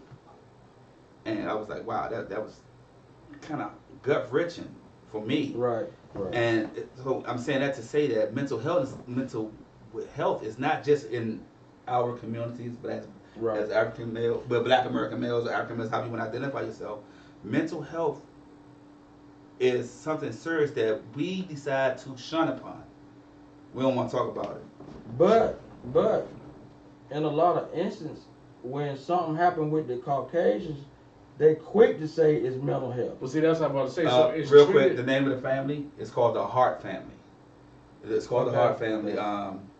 But use the children on social media as if they were the best person in the world. Because I think at one part of the show that in real life the kid was that they had him at a little where they be out selling food and stuff at, right, like a farmer's market. Mm-hmm. And the kid broke away and ran to the police. right, and they show that. And he hugged the police officer and said, "My parents is doing this, that." And what happened was they took a picture of the kid, but all you saw was a picture and the kid holding the police. And so they turned it into a situation where Wow. like it was good, they love the police. Yeah. Yeah. So the thing about it, even though it's approached and dealt with different with each race, Mm-hmm. with the black race, there's something wrong with us. Put them on medication. Mm-hmm. With the Caucasian race, ain't nothing wrong with them. Just they just acting out. They crazy. They just need to be locked up for a minute and then let them out. Yeah. And they're gonna do the same thing. But they're putting us on medication. So what they do is, in a way, so what happens is, I don't know if y'all know this or not. When they put us on medication, and I'm saying us again. Let me say this too, also as a disclaimer. When we say us, we're saying us as a race or as As a culture, As as a a black culture. race. yeah, we're saying us as a black race. They put us on medication. What happens is that medication become an addiction. Mm-hmm. But also, what happens is that medication or that medication goes into our folder. Mm-hmm. It goes to our medical folder. So going through life, that stays in your medical folder. Mm-hmm. Always. So, Sean, Mike, I seen as a young kid you was on Ritalin Right. and this and that. And like the whole time, wasn't nothing wrong with y'all. Right. They made you crazy. What they do is they put us on medication to keep us in that That unstable position. Yeah. unstable position, and we are so ashamed to seek help. I feel it's a crime with the Michael Beasley situation. Like I said, he's a young kid from this area. He got drafted by Miami. He got drafted by Miami, second pick overall. So when he got drafted by Miami, to mind you, this had to be a 18, 19-year-old kid. Right. So when he gets drafted to go to Miami to play basketball, and he has a buttload of money right now that he never had before. Now I told y'all before earlier that when these recruits and all this, they give you money, they put money in your pocket, yada Right. yada. But when you get second pick overall in the draft, you're looking at life-changing money. Mm-hmm. So now, mind you, he's in Miami by himself. Family not there. You can't bring the family in, none of that. All your peers, which is already old, they're set in their way. they set in their ways. We going to the club tonight. What we Yeah. doing? We at the club. We drinking. We popping bottles. Yada yada yada. You can't go. Right. You can't go because you're not old enough for one. And they probably could get you in the club, but most people like he ain't that guy. Right. You not on that level. You not that guy. Even though you Michael Beasley, number 2 pick overall, but you're not that guy to cause me to get my club shut down. Exactly. So you out in a city of life Miami is the lime. Is that the limelight? Sure is. Miami is that life, Yes, and you Lord. really can't do too much of nothing. So And you get the mental start messing with you. my thing with the mental part, as far as like dealing with, we all deal with it as a human. You all gonna have your own situations, but looking at it from a celebrity point of view, it's totally hold on. different. So me and Sean got into this a little bit earlier. I will say this. So Sean was like, yeah, because the celebrities. I was like, whoa. It's not about celebrities, it's about us. He's like, nah. Sean was like, nah, but I'm gonna let him speak his part about that. I'm like, but the way Sean broke it down to me, and I'm gonna say this. Yeah, go ahead. The way he broke it down to me, I was like, I had to be out the polo. I was like, all right, cool. I said, you know what, Sean? Tonight, that could be the debate then. Because I didn't look at it from Sean's point of view, which I think I'm going to tell you right now, I didn't tell you that earlier. I think it's a great point of view. It's a great point of view. It's a great art. It's a great debate to have in saying that. So, go ahead. So the thing with celebrities and entertainers is they deal with it differently because they're on a different, how can I say it, platform than we are. Mm-hmm. You know what I'm saying? So they have the financial gain that they have to deal with certain things. All we see is the money, the fame. We don't see what it takes to be a celebrity, an actor, a football player, a LeBron James, a Michael Jordan. We don't see all that. What they got to go through. Everybody can't deal with fame. We want it. Everybody's not built for it. You want it, but can you handle it? Right. So the thing is you're gonna put on a facade to be that person in the limelight. But then when the lights is off, you got to go back home.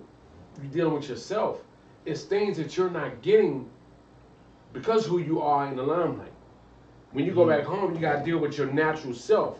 Right. The thing is that your demons, the things that you like to do, things that you can't do no more because of who you are on the front end. And in between that gap, you got a depression or you have a lack of yourself. Right. You see what I'm saying? So it's There's a lot missing at that point when you're alone. You went to church today? Boy, you preaching right now, boy. so the thing is everybody's depression is not going to be the same, even though it affects Facts. everyone. We all can have the same type of depression, but it's different levels to it. You said that before. It's different levels to everything. Facts.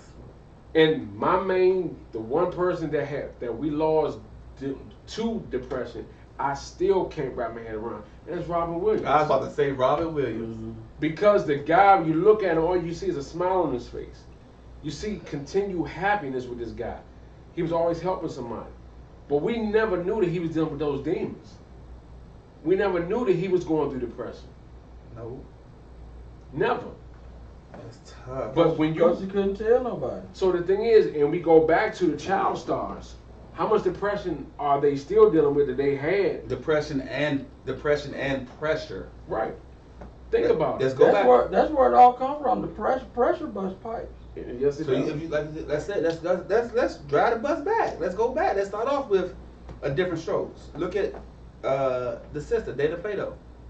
Right. drug addiction, Todd Bridges. Well, Todd so, Bridges, yeah. Todd Bridges. Like we can go on and on with these child stars. Corey Haim, which is one of the white actors, which used to be with Sean Astin and all them. Like Right. a lot of them kids, that pressure, dealing with that depression, even when you get older. So Robin Williams was a perfect example of. But think about with the child stars. One thing that they had to deal with, the biggest thing that these child stars had to deal with is something we all dealt with. Puberty. That too. And Getting to the point where you're changing. You're not this little person no more. You gotta go. You're getting older. You're shaving your face so you can keep the young look. But see, the grown-ups just kept them in that child's place too long. That's what I think. But that's the show. The show might not have been ready for that person to grow up.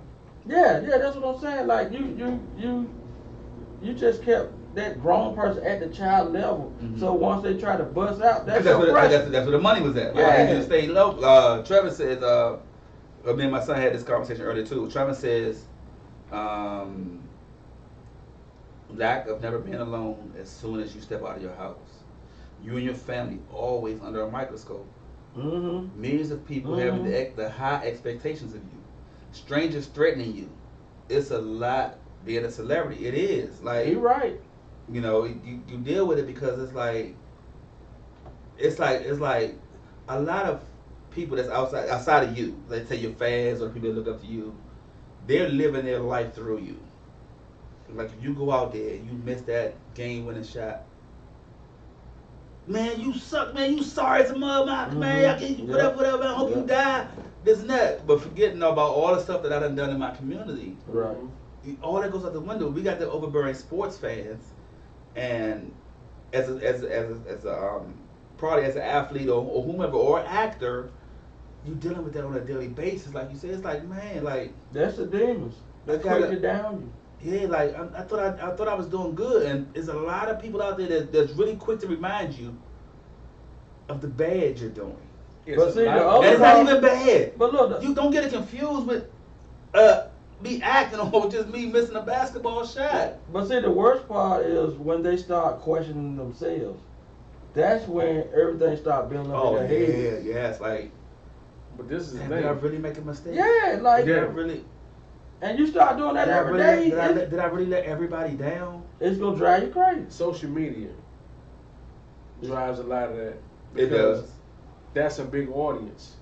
Even though you're playing in a stadium of 20,000 people, you still got 400 and some odd million people outside of that stadium looking at you. Mhm. So celebrities were not that close to get to back in the day.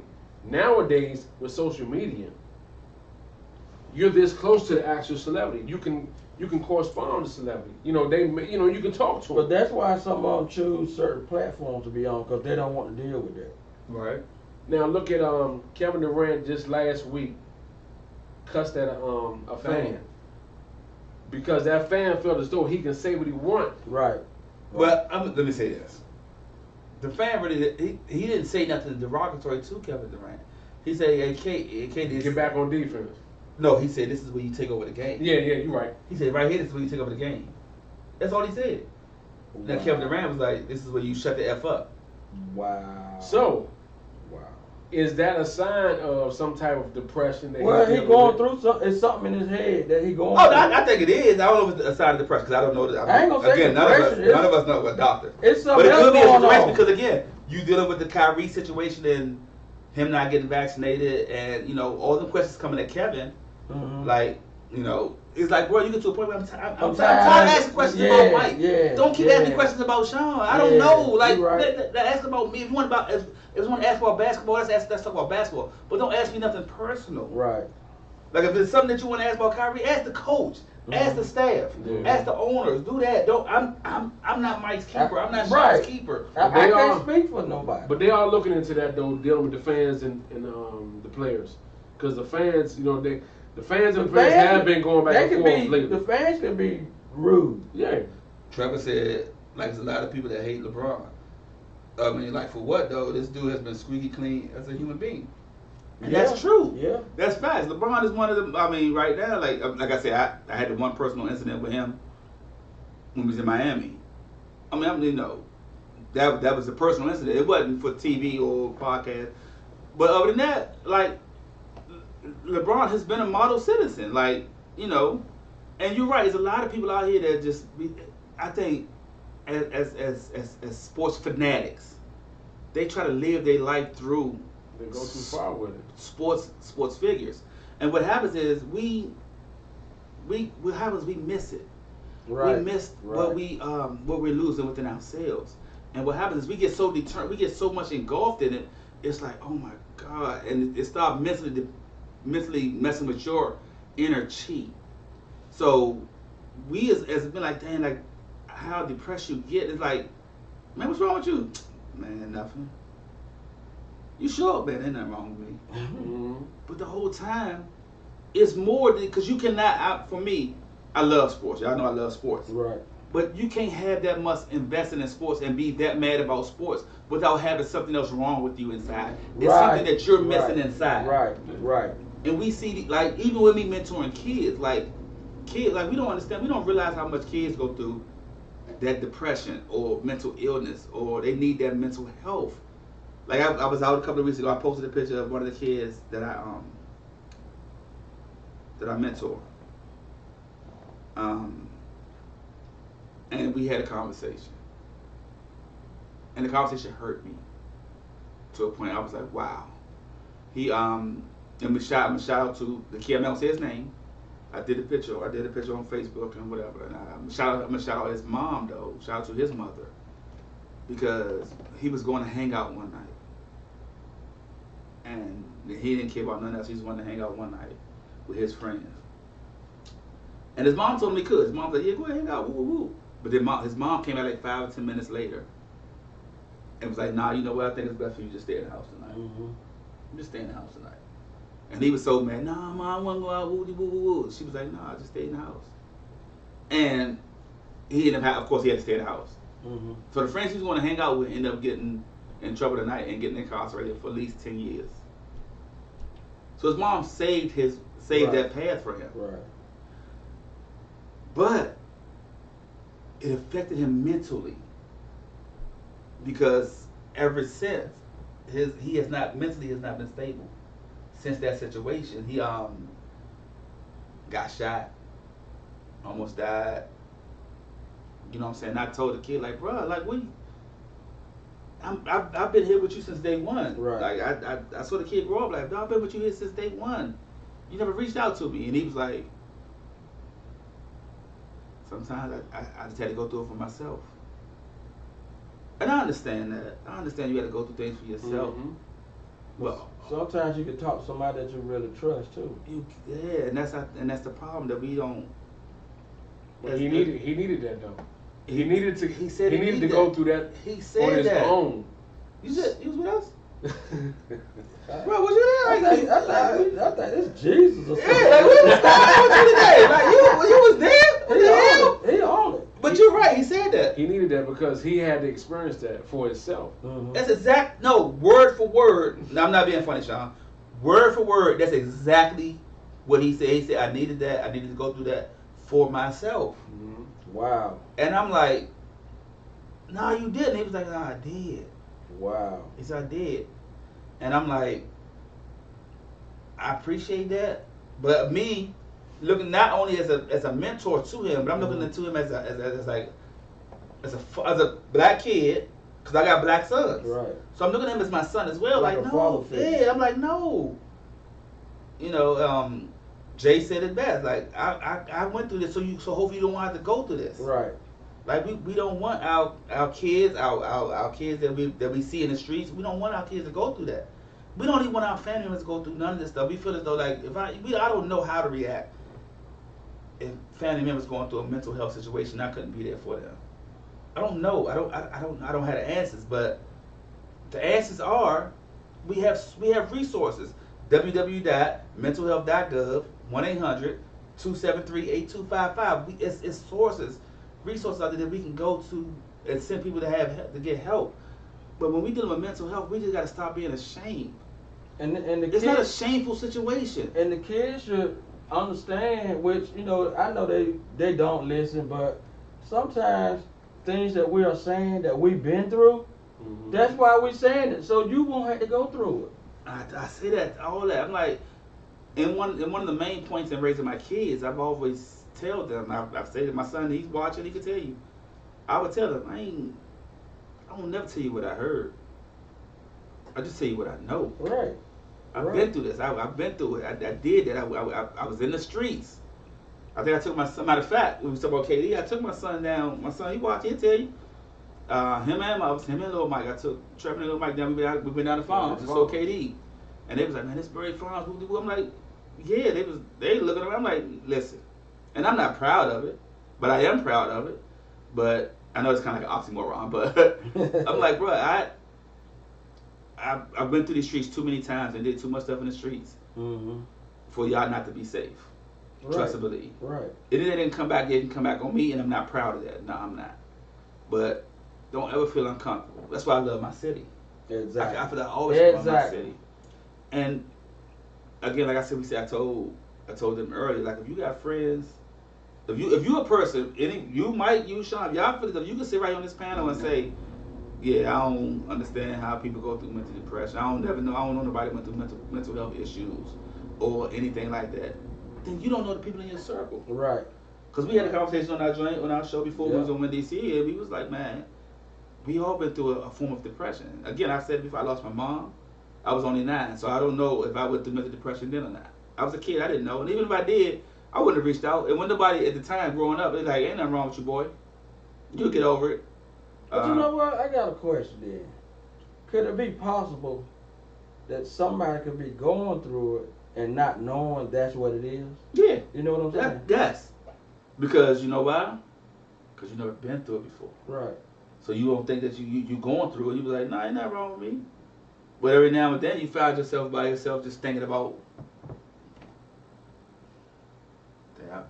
this happened. Right. That happened. I miss this person. And people don't understand, it's the littlest things that can trigger Triggers. mental health, well, depression, illness, whatever. It's the littlest things that make you just feel in that sunken place. Right. Right. And that sunken place is not a good place. Like we Because as black men, we already behind the 8 ball. yeah. So we all, man, listen. We as black men behind the 8 ball, we are the ones that got to speak up the most. And the reason I feel like we got to speak up the most is because of black women. And the reason I say that because I don't know the statistics of this, so don't quote me on none of the statistics or none of that. But I feel as though black women will go through more mental depression than black men. I believe that. I agree. And the reason I think black women will go through more mental depression or mental illness than black men is because of the stuff that we take them through, the stuff that they got to put on their shoulders. A black woman It's stronger. is I stronger. can tell you that. You know what I'm saying? Women in general. Let me start off by women in general are stronger. Yeah, I agree. Regardless of the race, black or white. Women in general is stronger. Caucasian women, Asian women, whatever, they strong too because they got to take on the race that they deal with. And even white Caucasian women that deals with us as black men, they got to take on our situation as well, put it on their shoulders as well, and deal with having the babies and dealing with the stuff that we take them through. Right. Black women, I just feel as though, no disrespect to any other ethnicity or none of that. Boy, you on fire tonight. Well, I don't know what you done did. I have to follow you next Sunday. Follow you around. I think it's just champagne. Yeah, I'm following him around. He on fire tonight. But any other black women go through so much, and I'm speaking on what I know. This is not what I heard. Right. They go through so much because of what we take them through as men, as black men. Correct. What they got to go out here and face in this world that they work in every day. Right. Dealing with, they have kids by us, or just dealing with Or everything. job. Or job. I say the work world. Yeah. They deal with the work world. Job, raising a kid by themselves. Yes, and dealing with men of our stature, Yeah. be like, man, you know, whatever we take them through. So I think women / black women, I think black women and women go through, has a possibility, probably more percentage wise than black men, that goes through that mental Right. depression because of what we send them through. I mean, They stronger, but oh hell yeah. but what I think is black men, they stay in that sunken place too long. But I'm not to take you off the topic. If a certain person was here, and I'm pretty sure he might not be watching Facebook right, he would flip it and say, "Well, what about the stuff that they put us through?" Yeah. Yeah. Scott would say that. That's what I'm saying. Yeah. Janine said, even though I'm not one for a lot of talking, that's the one time I make myself available every single time. If someone can come to me and say they need to talk, I will listen until they don't need me to. Papa Joe say PTSD is, I don't know what he's about to say with that. Trevor say, for me, one of my darkest times was when I was about 23 or 24. I struggled with depression and anxiety from complacency. Mm-hmm. Oh, I was living without a purpose. Now this is my son. I was living without a purpose. I wasn't where I wanted to be, but as I learned more about it, it's like a normal, which he had normal in quotations. People, it was like a normal. People, what are we chasing? To be rich, you don't really know. Somebody told me to seek my purpose and live in my purpose. Janine says black women are supposed to be broken all the way down and still hold it together. That's facts. Trevor says you never really get over it. You just learn to cope. I've learned to protect my inner peace. Of course, I love to be rich. I think, but I'd rather be rich in mental health. Your mental is the most important thing. Papa Joe said, I think black women are much stronger mentally as black men. Janine said we have to maintain our strength against men at work, in the street, and some more S. Yeah. That's true. Yeah. And that's true. And as you know, as us black men, we speaking as black men, we always feel as though that we have to try our best to be that dog. Don't nothing faze us. Right. And we honestly I'm not speaking for Mike and Sean. We feel as though don't nothing affect me. But I'm see, good, bruh. See, I'm good, bruh. You know what? And that's where we might be wrong at, because here we go. We stuck in that sunken place too long. We don't feel as though we need help. Right. I'm good, bro. And I got it. Like, and all the while you suffering from something. Because see, growing up, we were taught. It goes back to what you said. I might be going through depression. I don't even know I'm going through it. Right. Yeah. Growing up, we were taught to, as a black child, be strong. Mm-hmm. Yeah. Mm-hmm. Don't show no weakness. So in Atlanta, you saw the TV show though. Yeah. She told, remember she said? Yeah. She said those people don't, no disrespect. They're gonna Those break white people are gonna kill you. Mm-hmm. Yeah. And that's what she said. Yeah. Go ahead. But you just gotta pretty much be strong in who you are, but don't show no weaknesses. That's what the black man was taught at a young age. But that's what people take advantage of you when they see She your said very weakness. true, Mike. Yeah. And I think that should be Janine's tagline too, because she says that a lot. It's okay not to be okay. It is. It's okay not to be okay. And I've learned over the years, like, don't really, for me, don't too much stuff really faze me. It doesn't, and the reason being is because the path I lived through. Mm-hmm. I lived through my mom's death. You know what I'm saying? I lived through my dad's death. I lived through my grandmother's death, my grandfather's death. I lived through getting shot. I lived through that. I lived through that, and it's just so much that I've been through that I feel as though that it ain't too much I ain't seen. Mm-hmm. Now, in saying that, it don't ever mean I don't need help. Right. It don't. Right. It don't mean I don't need help. Even though I'm like, hey, man, we good, whatever. It don't mean I don't need help. It's that one person that everybody has in their family, and I see it on a day-to-day basis with my fiance. Everybody has that one strong person that everybody thinks that strong person don't need help, because they've always been that strong person. And I'm that person in my family. The strong person always needs that help. They're not going to ask for it, Right. because everybody else think, oh, well, they got it. I'm He all right. gonna be this is a place where we could have transparency. I ain't gonna never ask for help. Right. I Because don't know why. that's just his makeup. He knows that he can handle it. But on the back end, And I'm wrong for that. he needs that person to say, look, you need to slow All down. us wrong for that. I'm wrong for that. 'Cause I apologize for both. Don't none of us- I'm wrong for that. Don't none of us want nobody to help us. I don't know why. But I can't that's- even answer that question. But see, that's the thing. So what it is that strong person is crying out for help inside. They're not going to come out and say, I need this help or I need this and that. Mm-hmm.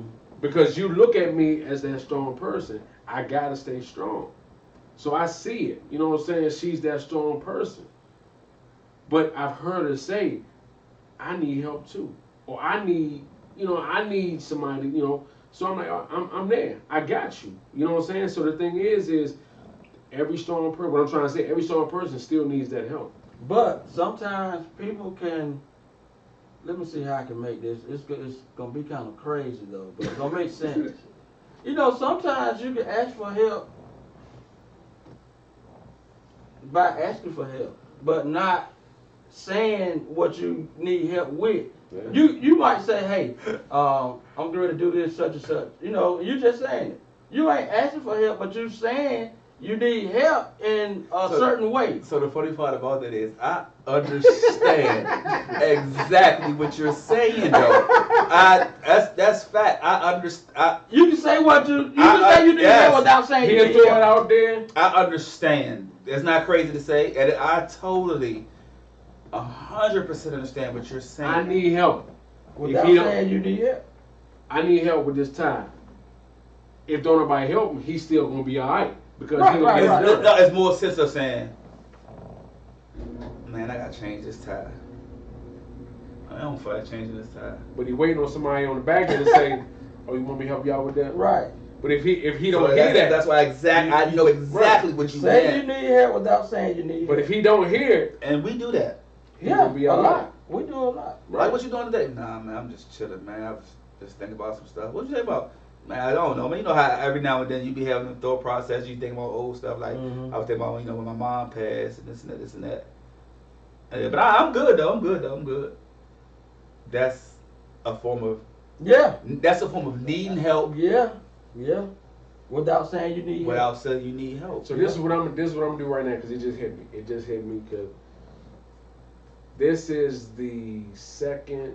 This is our second show. No, third.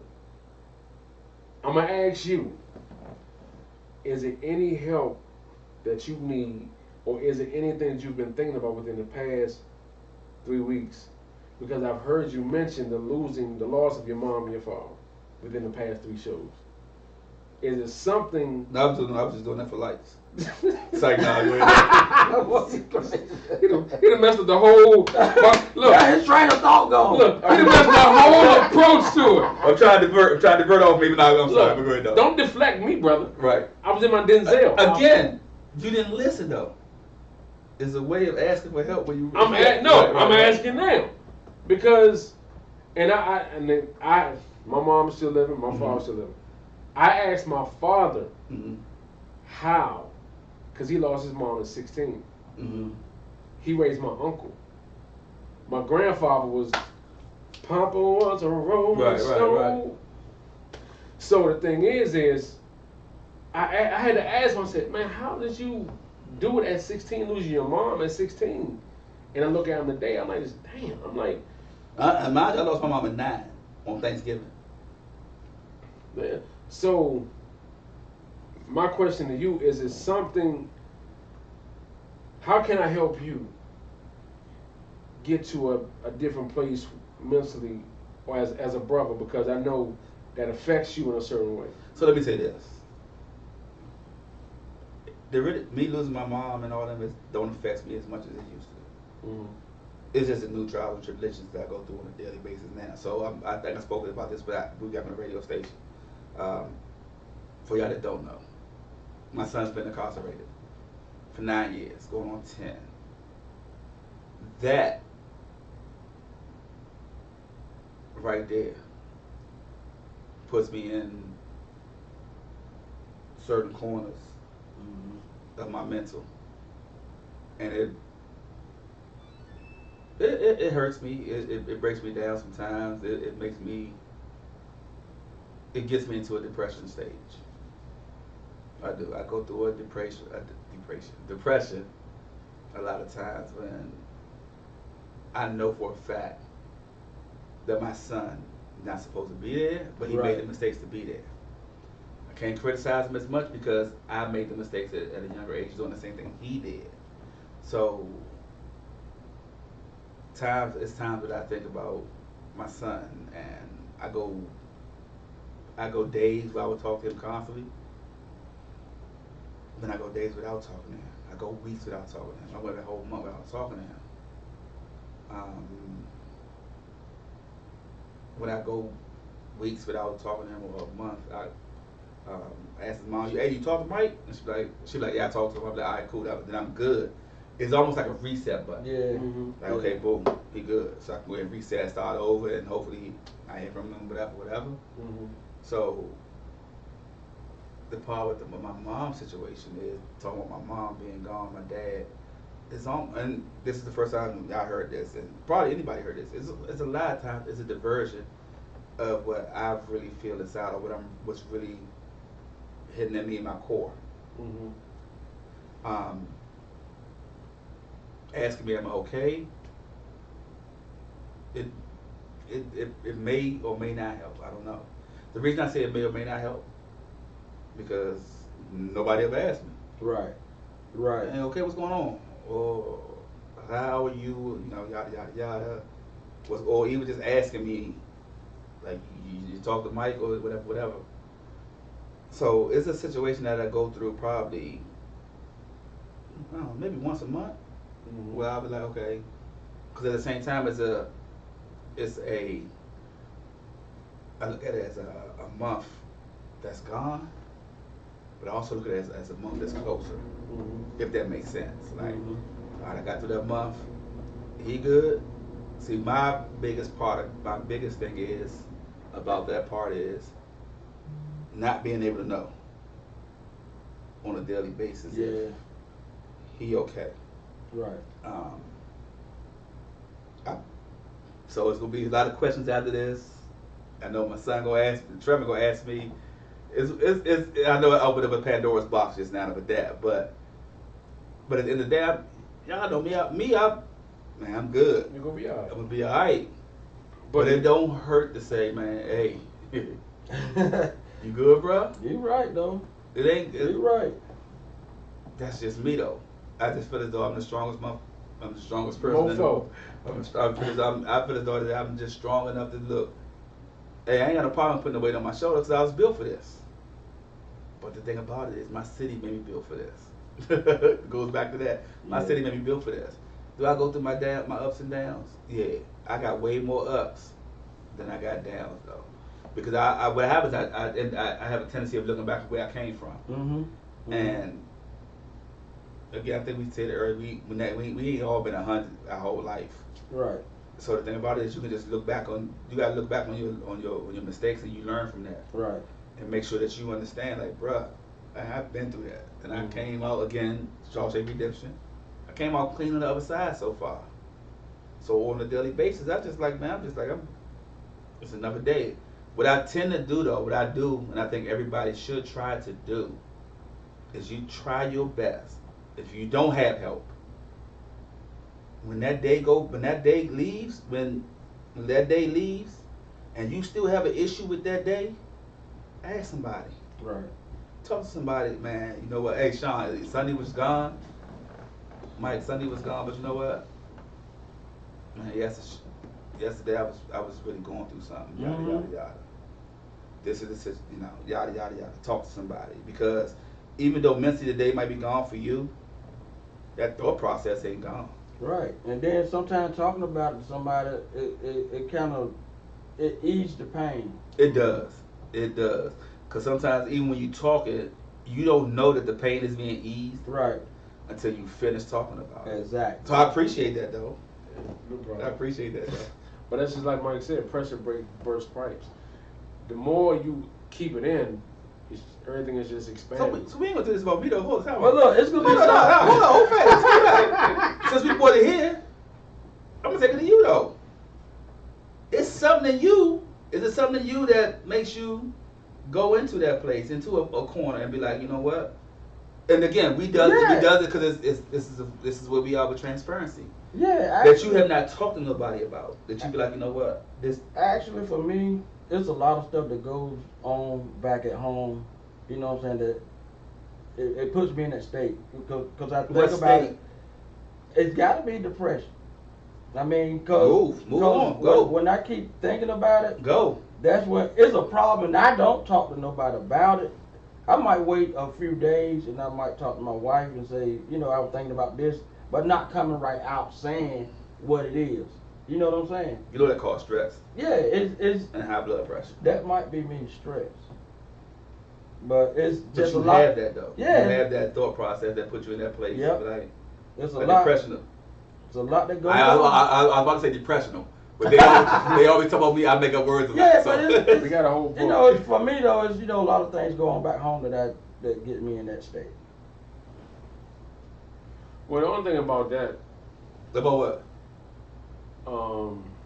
he says a whole lot of stuff back home that gets him in that state. A lot of things that we do as a person, we try to take on too much. Being a caring person, you care about what goes on back home, but you're not thinking about what it's doing to you in the long run. Right.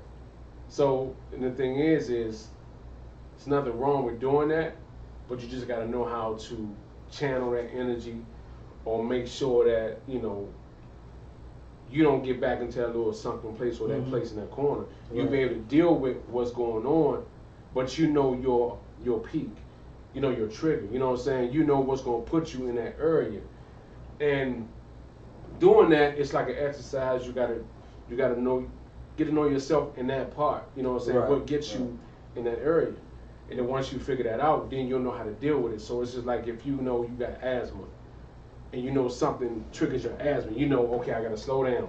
Let me breathe 2-3 times, and I'm good after that. So you deal with whatever you deal with at home. Oh, let me just sit back and take a sip real quick. I'm good. So,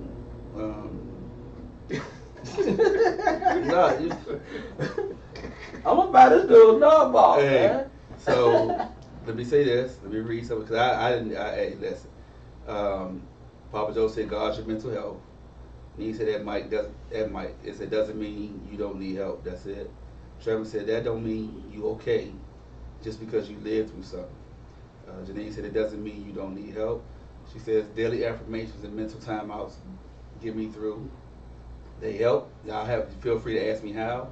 Papa Joe say, with just the fact that we are black living in America, we all need to be evaluated mentally at some point. Trevin says, you may have learned to cope. I don't say control because it's a bad word.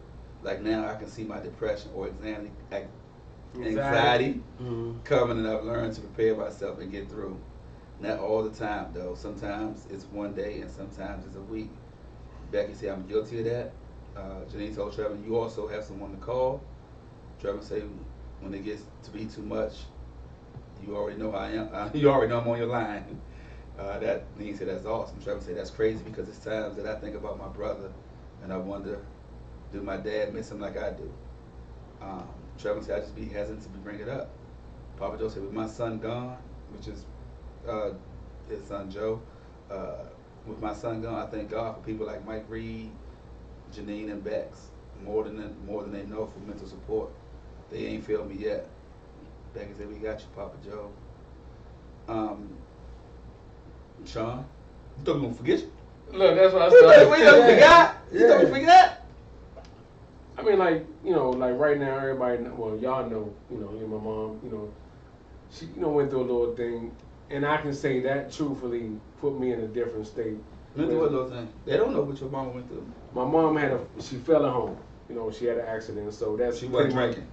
No, at this time You don't know. I don't know. My mom does. Never drink. just to try to ease So, attention though. no, Yeah. I'm gonna say my mom does drink a lot. She does have a problem, and the thing is at this particular. Hold on. What's drink a lot? She drink, man. She drink. She drink like we drink? Yeah. Okay, go ahead. My bad. My apologies. But the thing is I've noticed it all my life. I've seen it Mhm. growing up. That's a part of what made me who I am. So the thing That is, made you drink the way you drank the way you no, did? no, You drink like, no, I no, get you, no, sir. Because I done left you the bit. Nah, that's not the conversation. I would say that for later, but go ahead. So the thing is, so my mom was like, she never left out the house. I'm always the one doing something for her. So this situation is totally different because even though she wasn't going out the house, now she can't leave a certain floor in the house. Yeah. So being with Oh, that's a mental issue right there for you. being with Nikki Yeah. and her being in the medical field, Mm-hmm. I got to deal with somebody that's in my corner giving me information, helpful information. Mm-hmm. Mm-hmm. But then it's like, this is new because it's like, I've always had to deal with this by myself. My mother's my mother. She's going to be who she is. The stubbornness is coming from her growing up, her upbringing. My cousin, I reached out to my cousin and she told me, well, and now it's your turn. Because her father was an alcoholic. Mm-hmm. And he dealt with it the way he dealt with it. He was real stubborn. So dealing with dad having to go to work, do the part-time job, smoke food on the side, come get her something to eat, this and that can push you in a certain... That's a lot. It's a lot. I don't look at it as a lot, but somebody looking at it, Mm-hmm. nigga, that's a lot. Yeah. But by me having her in my corner, telling me certain things and things I should look into, it's like, it's very helpful.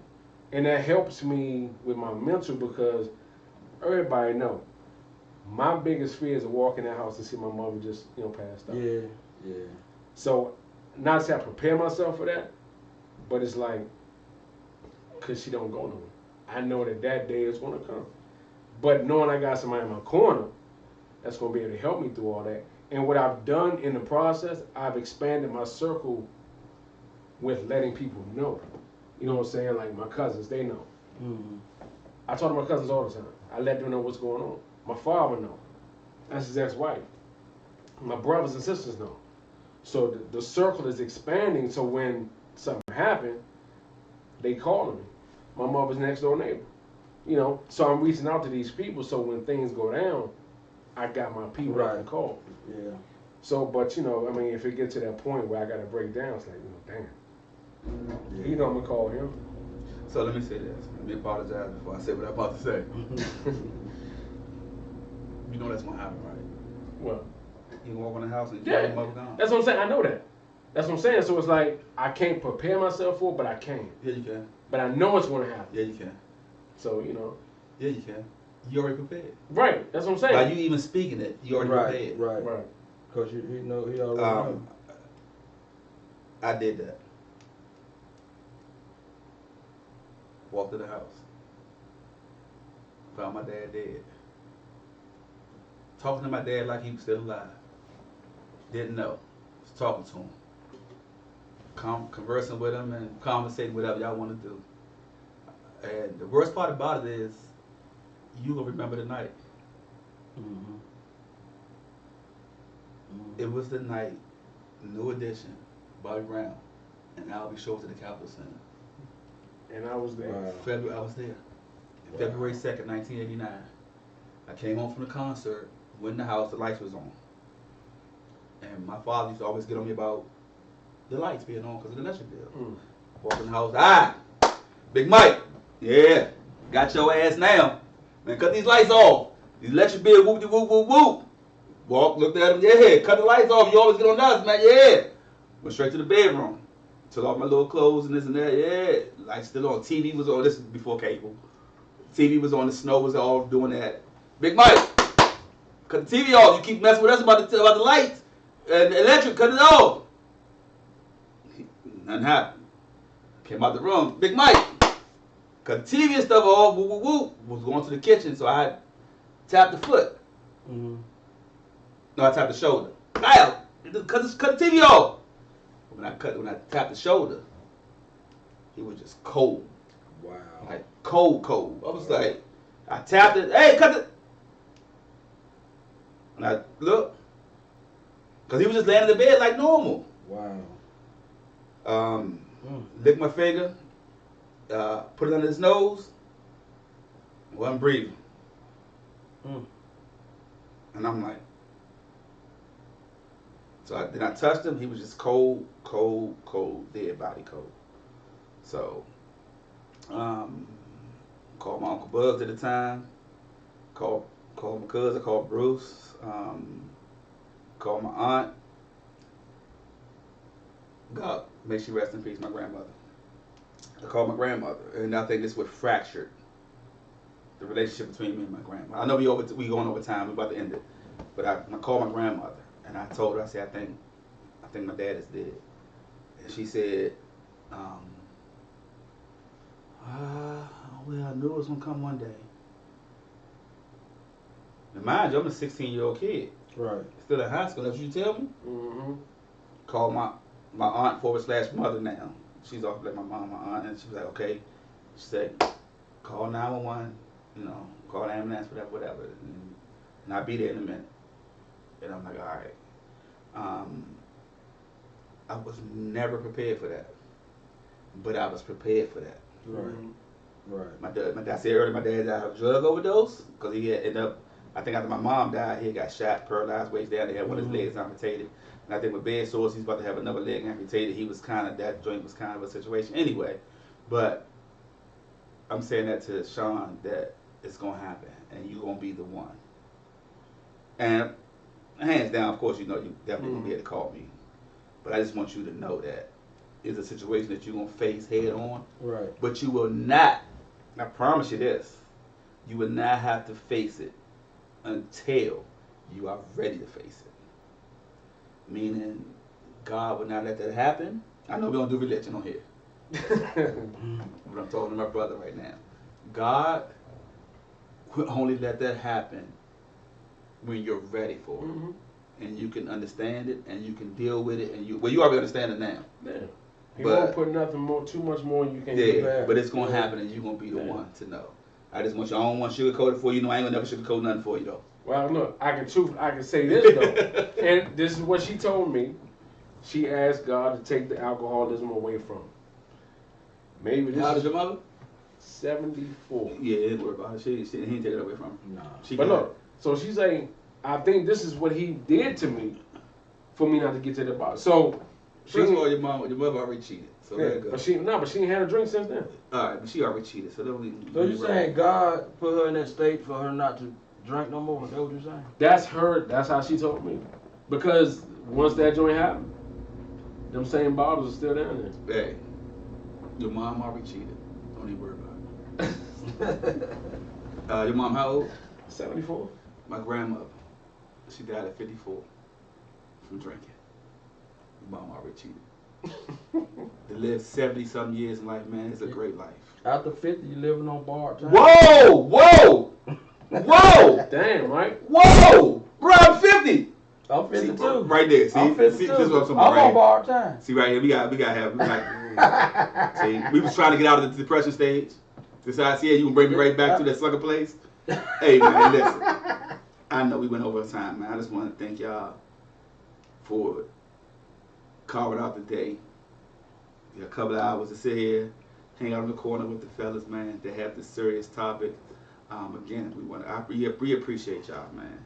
It was a good one. If y'all want, please share because you never know in sharing this episode that who it may help. You might got people in your circle that only want to talk to you Right.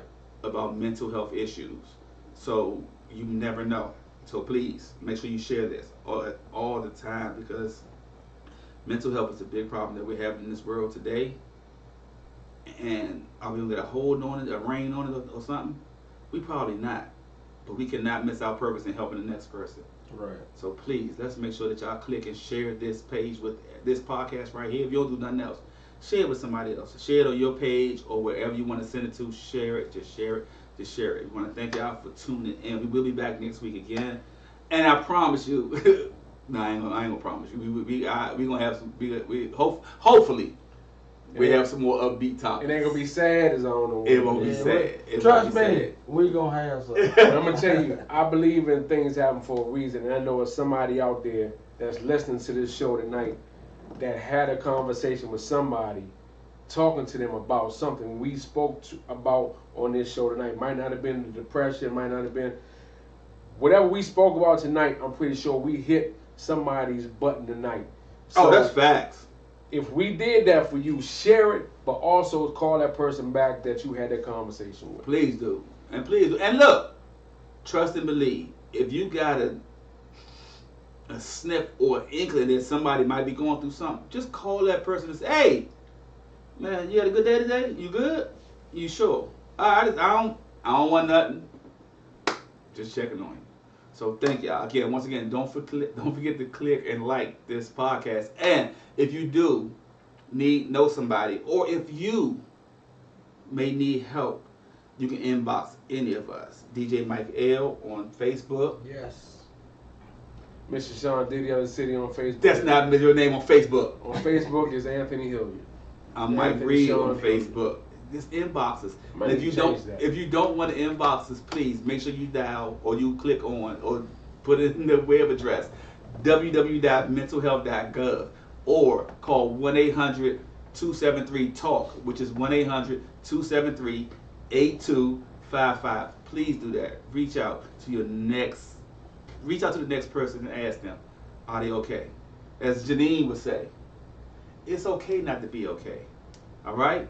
So please make sure y'all do that. Tune in next week. And don't forget, you can help somebody without asking to help somebody.